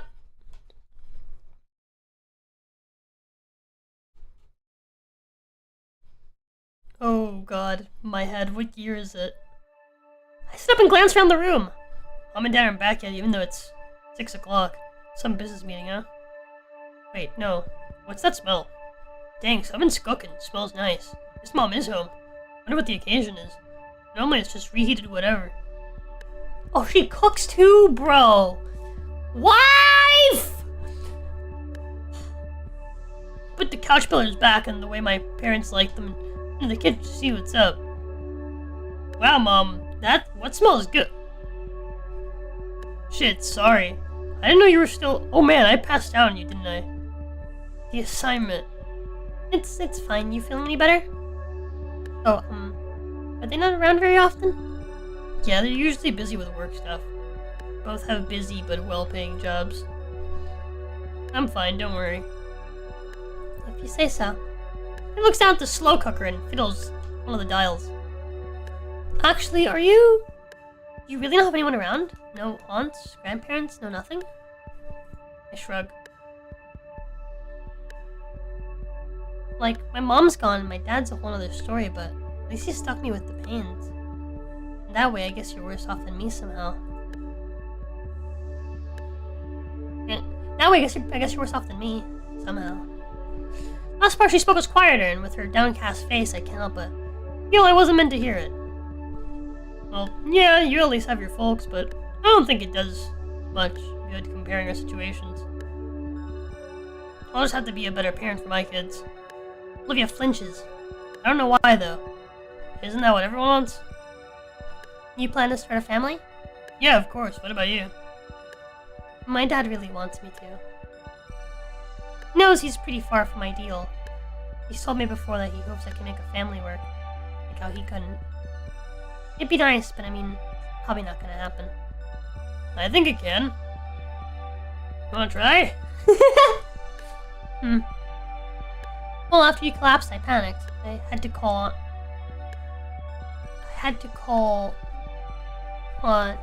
Mrs. Payne to ask her what to do. I should call emergency services. She said when this happens to Damien, she just makes him shepherd's pie and waits for him to sleep it off. I had to root through your fridge to find out you have jack shit in terms of ingredients. And your appliances too. I thought a place that as upscale as this would clearly have an air fryer. All I could find was the slow cooker, but I threw the vegetables that hadn't expired into it, some stock. It'd be good for your sinuses at least. I vaguely remember something along those lines. Look closer, Olivia, peering into the glass window of the cooker. I didn't even know we had half of whatever's in there. Really? Why would your parents buy this kind of stuff just to let it rot away in the fridge? My mom does like to cook, but she doesn't do it very often. I wish she would. You can get her snorts. No, I'm only spoiling you because you're sick. It's not that, I just miss dinner, you know? Sitting around the dining room table and talking to each other. We don't really do that anymore, except maybe on holidays. Olivia winces. No kidding. Sorry to pry. Not besides, think about my last relation with my mom and dad. It's alright. Anyway, I didn't take you for the culinary type, Olivia. Awkwardness, just standing there and staring gets to me. So I choose to take a seat at our Helen table. Man, these chairs are surprisingly comfy. Actually the first time the table was even used since we moved in. Thinking about it, Olivia's giving me a lot of firsts now. And I wish Mom would make dinner again, before she got that promotion. Olivia hums to herself as she moves toward the fridge, pulling out the egg carton and scowling after checking it. How often do you get groceries, Inka? I ordered some earlier. Actual groceries, not that junk. Oh. God, that's such a waste of money. Imagine if you could cook the food you like. I tried to, but my head starts to get a bit lighter. But now I can practically taste the salivating smell coming from the cooker. Is that why you're in home ec? Another low hum from her to consider something. I wanted to be ready for when I have a place of my own. And it's actually relaxing, just my mind and hands busy when I'm alone. Plus, it's either this or, bother Aunt Mrs. Payne all the time. Oh, great time for a accidental scare save. The cooker ping, signaling the stew was finished. It takes the lid off, the cloud steam erupts from the rich aroma of the cooked meat and vegetables. Can you grab us some bowls? I'm guessing they're in the shelves above. I nod and get up, moving around the table shelf with all the bowls. Give the top a quick dust check, striking it back in, taking the two under it. Okay. Olivia already has the ladle ready, carrying the soup slowly. The bowl's down next to her. she ladled in servings for us. Okay, Moneybugs. Okay, Moneybags, back to the couch. You don't want to eat at the table? Can't. What do... Oh. The iron table doesn't really have a space. It doesn't really have the space for her chair to fit underneath. Plus, I want to enjoy this with some quality entertainment. Maybe we could watch something together on that big flat screen you've got. That's okay, right? Sure. Carry both bowls back to the couch, seeing the entire living room has been cleaned up. And I really need to make this up to Olivia somehow. Just watching something doesn't feel like a fair deal at all.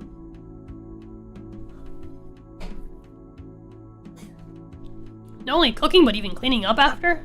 I'll find a way to repair. So I set down our dinner at the coffee table. Before leaving to say a thing, I placed both hands on the corner of the couch and push. Didn't think it'd be so hard, but then again, I'm still out of sorts. The space created, however, is enough for Olivia to work the front of her chair in.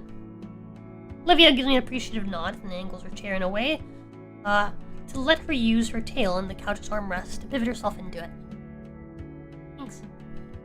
Give Olivia a small nod and smile as I grab my spoon off the table. Being close to the bowl, the comforting aroma of the soup wafts up my stuffy nose.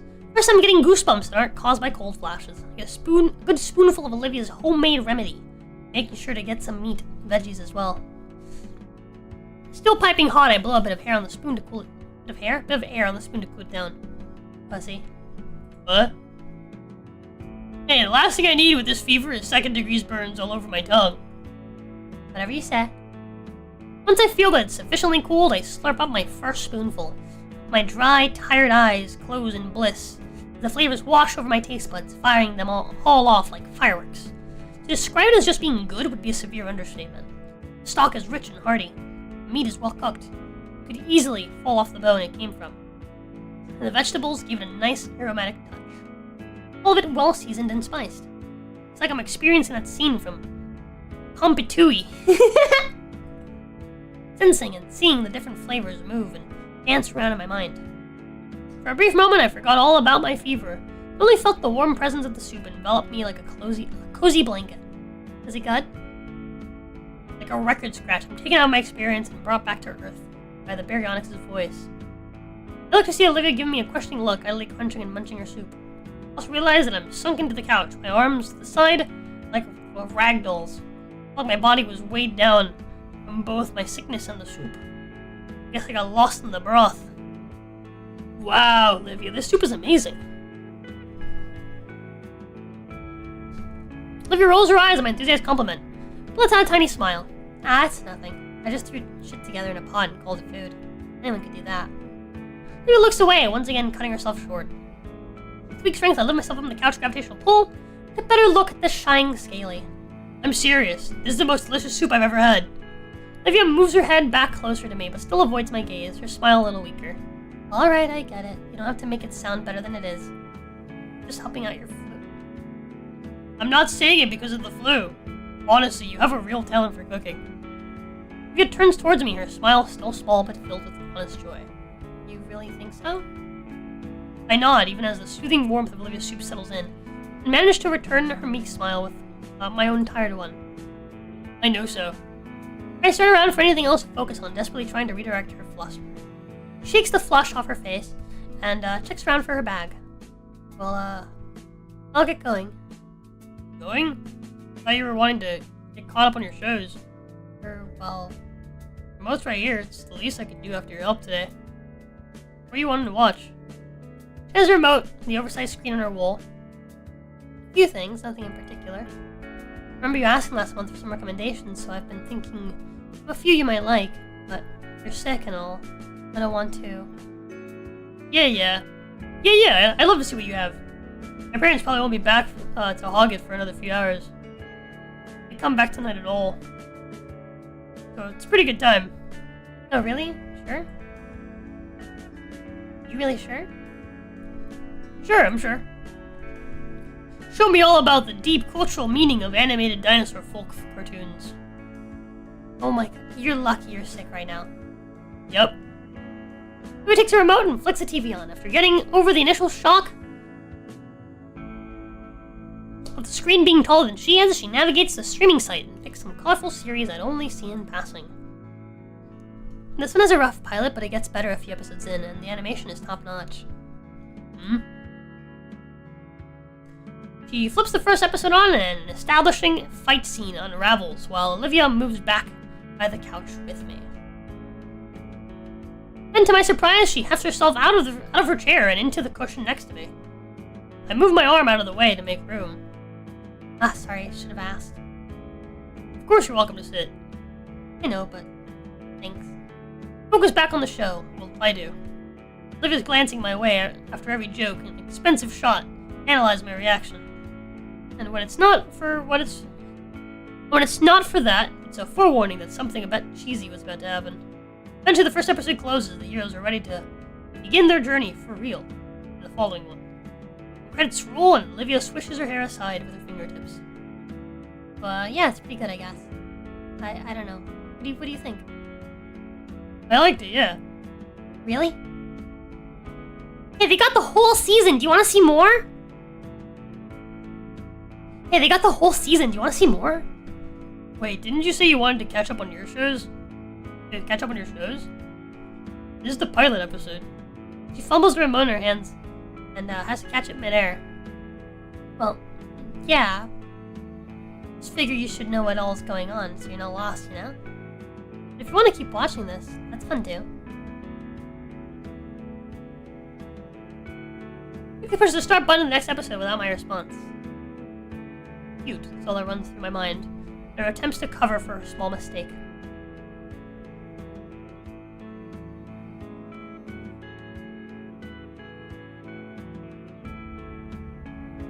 I'll be just refreshing her memory and... wonder where I thought Q fit. Well, it does. Felt endearing every time she glances over, as if I wouldn't enjoy the show. Sure, her mom and dad aren't any rush back. Here's on-screen freeze. Oh shoot, the Wi-Fi go out again? I'm trying to stand up. A brutishly heavy limb anchors my lap back down. It still feels like a boulder across my legs, keeping me from standing. Olivia? I just paused it, Inka. Oh. Complicated expression on her face. Is it normal? It's what normal? Use her lips slowly in consideration. Oh, I thought she was looking down. I was like, oh no. Do I have a boner? The thought of a girl hanging out in my home late at night with my parents away? No, that's not what happened. Your parents, like, are they not really going to be back? I shrug. They're always busy with work. Phil is shifting next to me. Olivia's inched herself closer. Like, when I think about it, I barely see them at all. More shifting. I wonder sometimes. The tail shifts to my abdomen now. Does anyone even care? All the movement has stopped, as if reality itself has paused. Man, I must be more tired than I thought. I feel my head sway. My muscles ease into putty. I'm sure they do. Look at Olivia, who's shoulder to shoulder with me now. I mean, Dana's kind of the same. Olivia, choose your lips. She considers her words. He's always busy too. The whole reason I live with my godparents because Dad has to travel for work. So he doesn't... I myself to see the faint wetness in Olivia's eyes. Sorry. Eyes close, and a somber sigh escapes her lips. I miss you, my tummy heart. Ate too much? Oh, baby, you're so cute. You jealous watching your wife seduce a gator? Nah. My wife knows I'm not into other women. Just in general. Especially after last night.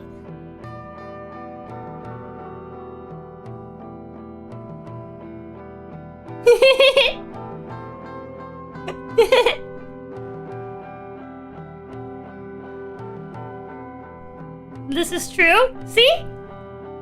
See? I'm not gonna... I almost feel like I should explain.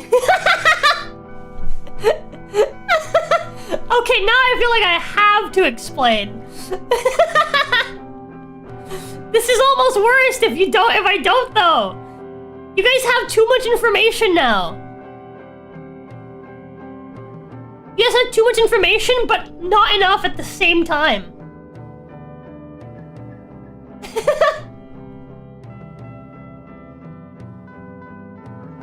Rather you don't, Lumba! Yay, Lord Dump, let's go! No! My love, you explain. I'm gonna go back to playing a game. No, it's fine. I get it, Inka. Sun's hanging over us now. I copy after the sweet girl next to me, letting my eyes slide closed and a sad breath loose. I gotta work. Hello? The way Roza happens to the best of us? Okay, now I have to explain. TLDR is we were chatting, okay? We were talking. Mid,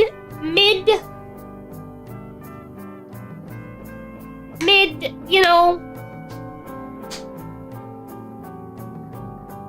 We were talking to each other face to face. We were having a conversation mid-coitus. That's the great word here. I like your vocabulary. And TLDR is that a girl that I used to be in a relationship with, of sorts, was brought up in the conversation. And I got full soft. Even though I'm still friends with that girl.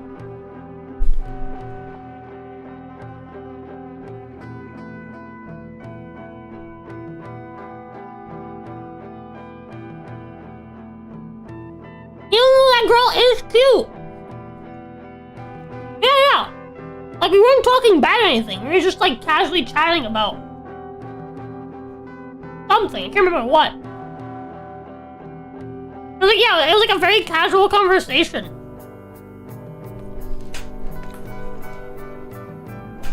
But the second that we were talking about someone that wasn't us, man, we went full soft. We had to restart our session. Our section.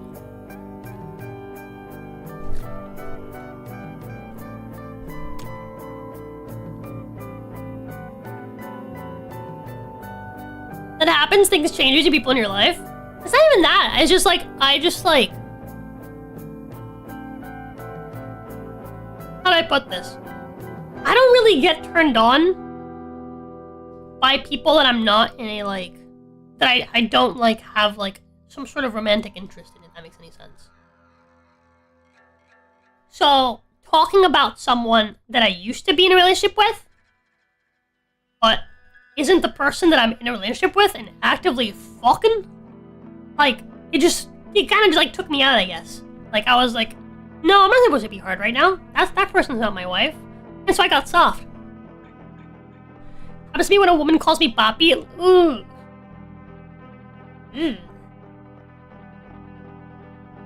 Dude, same? Yeah. Like your relationship or bust? Or no bust, given the reaction? Yeah, exactly. See? It's just, I don't know. It's just the way it is. But yeah. Gator now has physical proof that I'm just not interested in other women.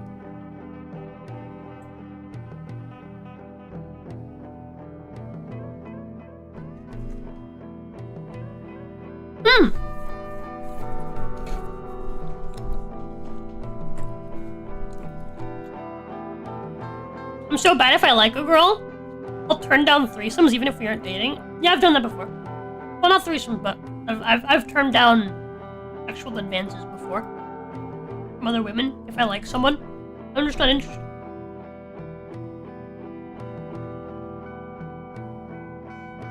I'm just not interested in, like, casual, like, stuff. And I can't be turned on by someone that I'm not, like, interested in like that. Anyways.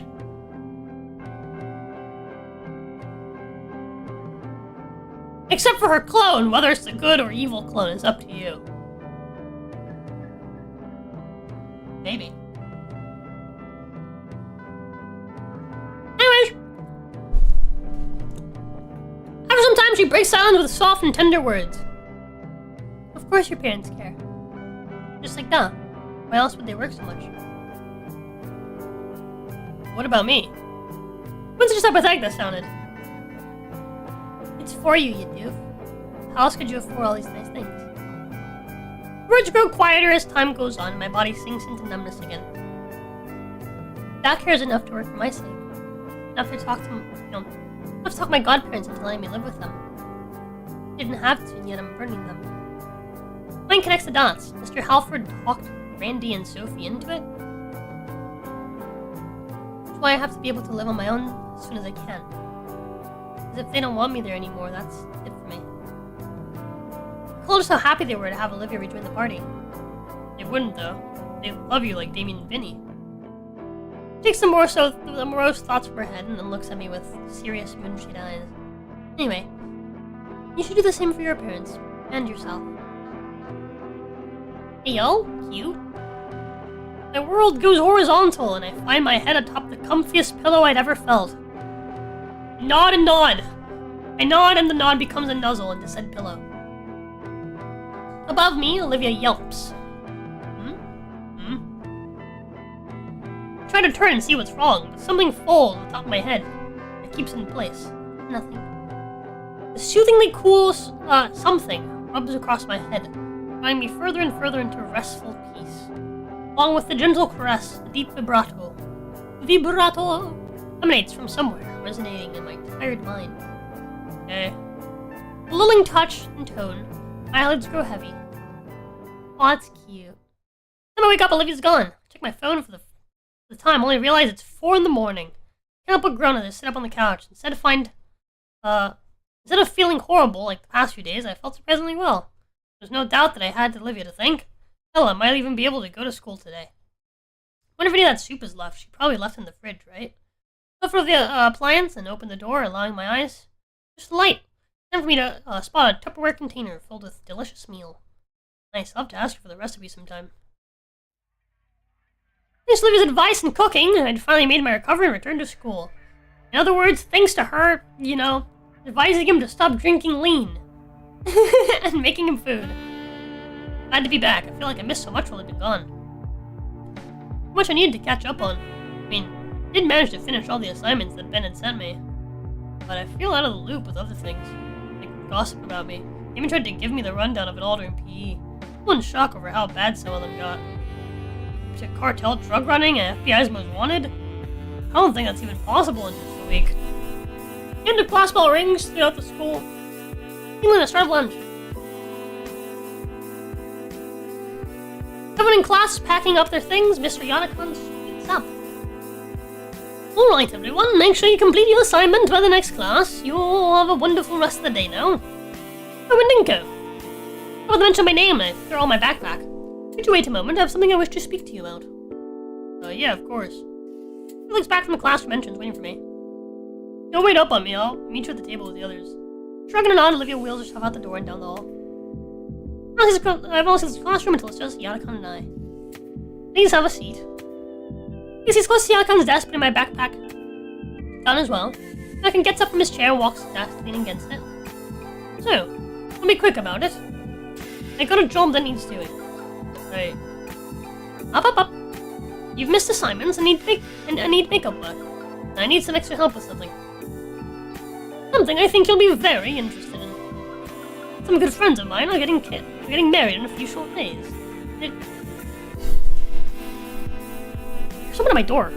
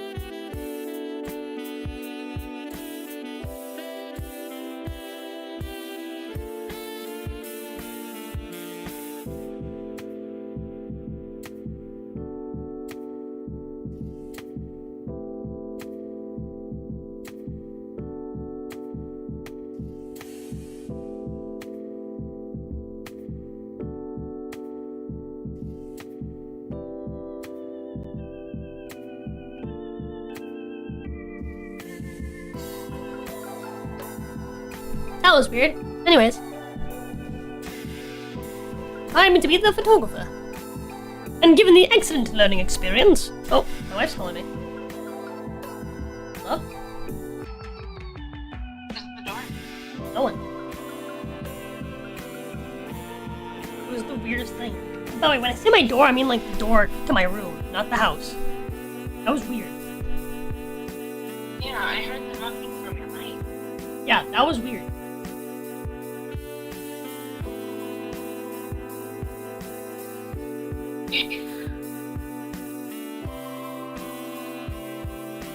I checked the whole house, even outside, so most. The cat. Nope! All the cats were sleeping.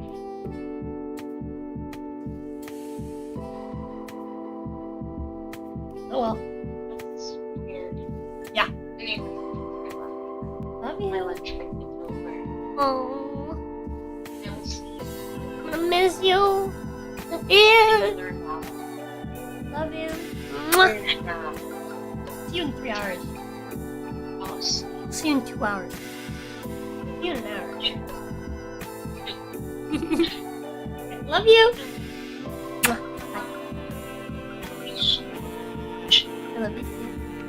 See you in bed. I love you. Mwah. Mwah. Bye, baby. Love you, Roza. Dang it! Probably a former resident? Maybe. Who knows? Who cares? Given the excellent learning experience, child labor, cough. I thought of you. Me?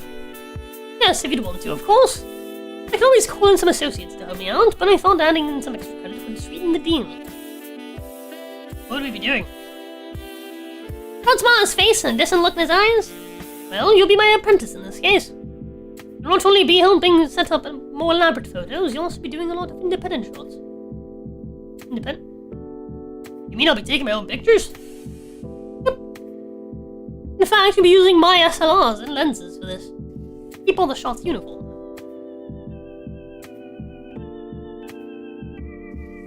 You're finally getting to use something like Yakon's $1,000 Haven?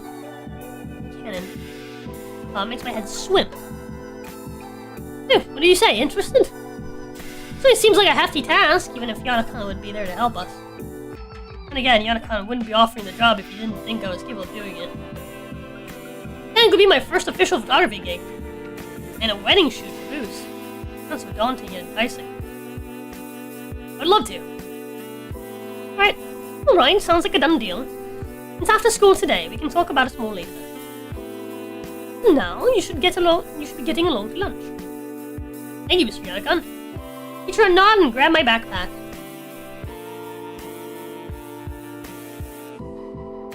As I head out the door, my curiosity gets the better of me. So, who's the lucky couple, if you don't mind me asking? School nurse, actually. The husband-to-be is also a good friend of mine. Huh, neat. Make a mental note to give my well wishes to the nurse if I see her before the wedding. Glad I wave Mr. Yanakan goodbye and head down the hallway. Wait. Friday? I was going to practice painting then. Well, I already agreed to go. Even if I didn't, it's real photography. It's not even a question which I should go to. Jeez. The universe is conspiring against me to never stop drawing stick figures. I was Olivia was waiting at the entrance of the cafeteria. The grassy green girl is leaned over a sour pouch, scrunching her maw closed as she eyes the passerbys. Notice as I move into her airspace, she perks up immediately. I've seen the transformation is surreal, and I chew on my cheek to keep from laughing as I watch her muscular tail wag happily. Finally, it took you long enough. Yeah, sorry it took so long. He comes away from me, by the way. I can manage waiting if it means eating with you. Oh, that's so cute! My heart! Ah! Don't tug at my lips. Just be here, Olivia, say that. What do I push your chair in? Using me as a battering ram through the crowd, huh? Yeah, something like that. Alright, but only because you asked. Give me your backpack, I'll use it as a shield. When I grab the handles, Olivia moves her tail up to grab my wrists, like at the arcade. Alright, charge! Yes, ma'am. There's a crowd of unruly and famished teens clamoring for their daily meal. Leah turns her head to me to say something. So what happened to the Otacon? You in trouble or something? Huh? Oh, nah. Yeah, Yonacon just had a proposition for some extra credit. Really? What is it? He wants me to join him at a wedding and help him out with the photo shoot. Says he thinks it'll be a good learning experience. Oh, well that sounds pretty interesting. Did you take it? Yep, could be a good way to hone in on what I know. Plus extra credit can help make up for the time that I was sick. You mean when you nearly overdosed on that cough syrup cocktail you made? Yeah, that. Wait. What? Oh, what? I didn't say anything. That's too loud here. Paris took us to herself. I'm left rolling my eyes, letting her claim victory in this exchange. By the time we got our lunch, it's a simple matter of locating Damien and Liz by the telephone pole neck. For whatever reason, they're at a more sequestered table today, and when we arrive, it's pretty obvious why. Took you too long enough. Yeah. I expected more from Olivia. Something more graphic. Olivia rolls herself the rest of the way, taking her designated spot at the end of the table. Take the spot adjacent to her, all while keeping a wary eye on the pink. Parasaurolophus. Whatever. Seems like Mia's rage against me has simmered down over time, but that air of uncertainty. Jesus fucking Christ, the neck on that one? Yeah, dude, it's crazy. And he's still wavering around her. Best I can do is act friendly. Act friendly. Hey Mia, is there something you need? Need? Nah, just here to catch up with my good pal here. While the red-skilled menace turns towards Olivia, her own eyes remain locked on her soggy chicken she's eating mechanically.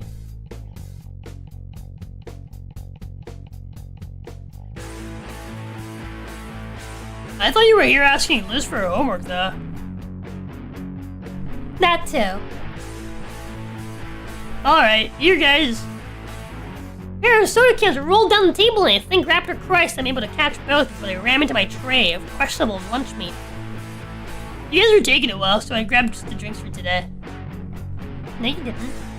Mia gave this to you. Well, she did it because I thought about doing it. He's trying to bribe you for the math answers I helped you with earlier. Lizzie, I can't believe you would imply something like that about me. That's true.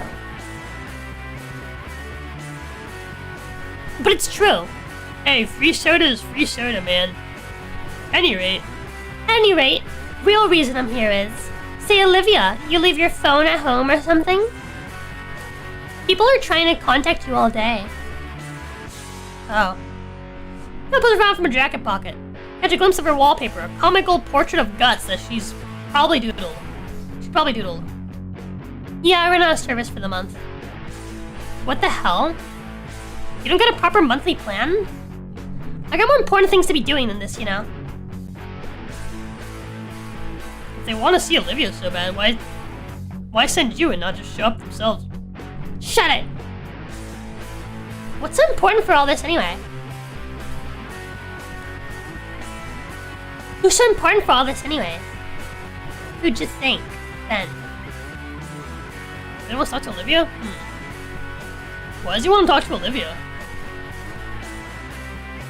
Is this 20 freaking questions? How the hell should I know what's really going on between my boyfriend and Hot Wheels here? All that matters to me is if Olivia here is gonna fix it or not.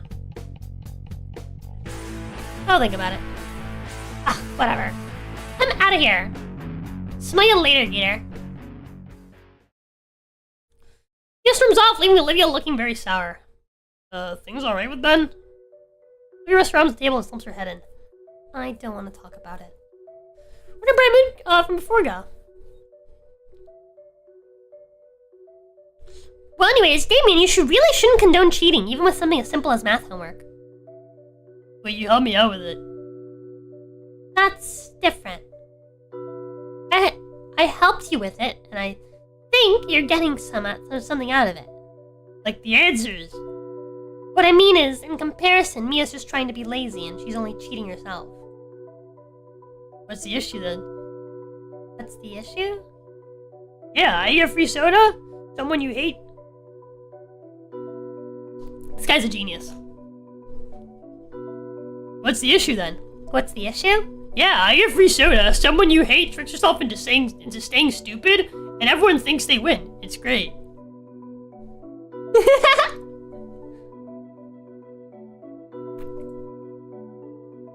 You scare me sometimes, Damien. Yeah, bro, he's a genius, bro. He's so smart. I love him. He's the best.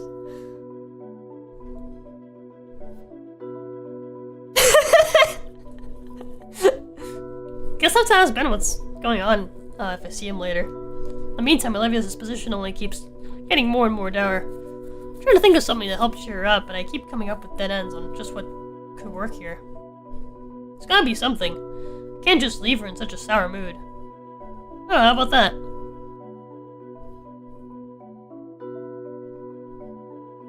Hey, so what's the deal with your phone background? Oh, you noticed it? Steps her phone and shows me their background. Oh, it's a little duel of guts. Yeah, I drew it up the other day. Got the curves just right first try, so it's pretty cool. I'll bet. Is he with you today?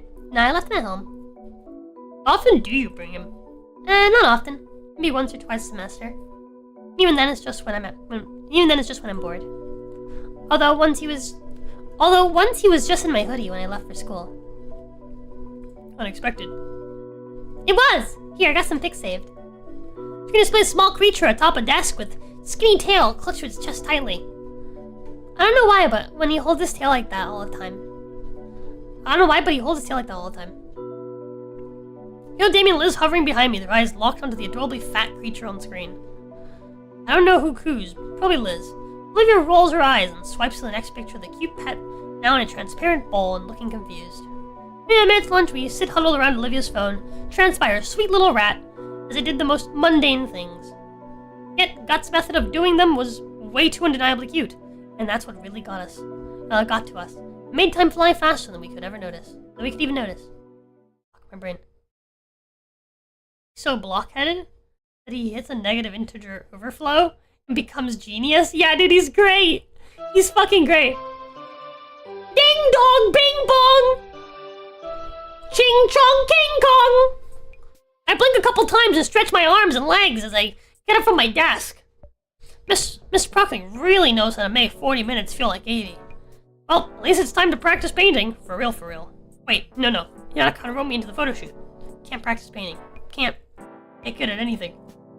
Why is it every time I try to actually improve, something like this happens? At this rate, I'll never get good enough to get a real following. I haven't gotten to actually have a whole afternoon to practice at all. Still, there's no way in hell I'm missing this. I was in a meeting with Ben Yanakon right as he was locking his classroom. While the teacher made the assignment, internship, apprenticeship.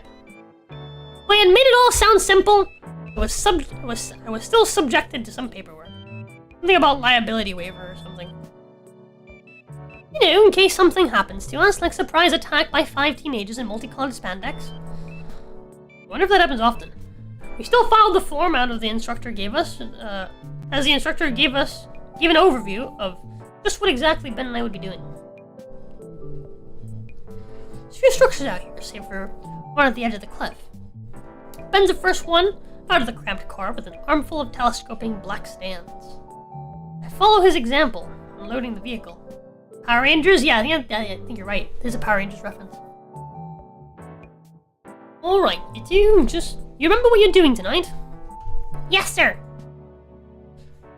After we set up a photo station in the corner of the hall, we'll be taking turns walking the reception, taking pictures of the guests. Perfect.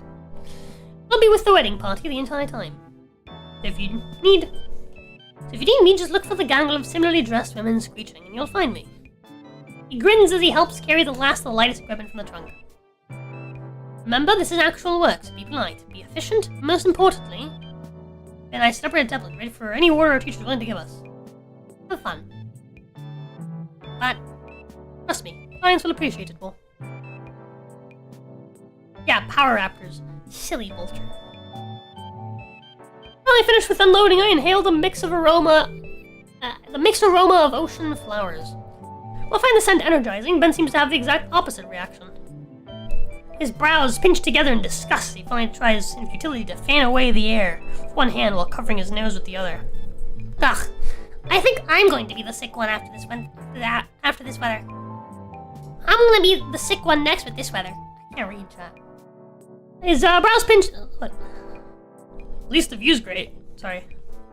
Yeah, it is, yeah. Sorry. I can't read. That it is, yeah. I'm gonna drink some water and like relax my brain for a moment. Oh fuck! It's 4. I gotta go. Okay, hold on.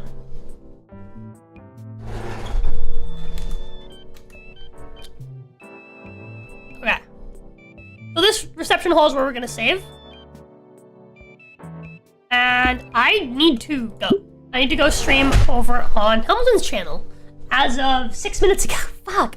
Lost track of time. I'm having so much fun. Ah! Alright. Chat. I'm gonna pull up a quick self-raid over into Helmsman's channel, where I will see you guys in just a minute as we play a different game. It should do the self-raid. But in case it doesn't, let me give you guys a link.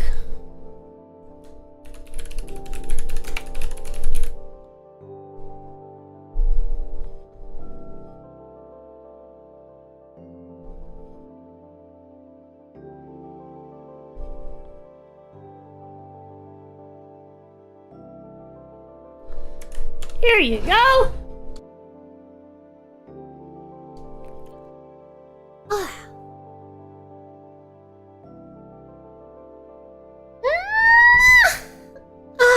Good stretching. Alright, chat. I'll see you guys over there in just a little bit. I'm just gonna quickly set up. Probably start at like 4:30, so I'll be a teensy bit late. But that's okay. I'll put this plate away and just, you know, get the stuff ready. Yeah, I'll see you guys in a bit. Wow.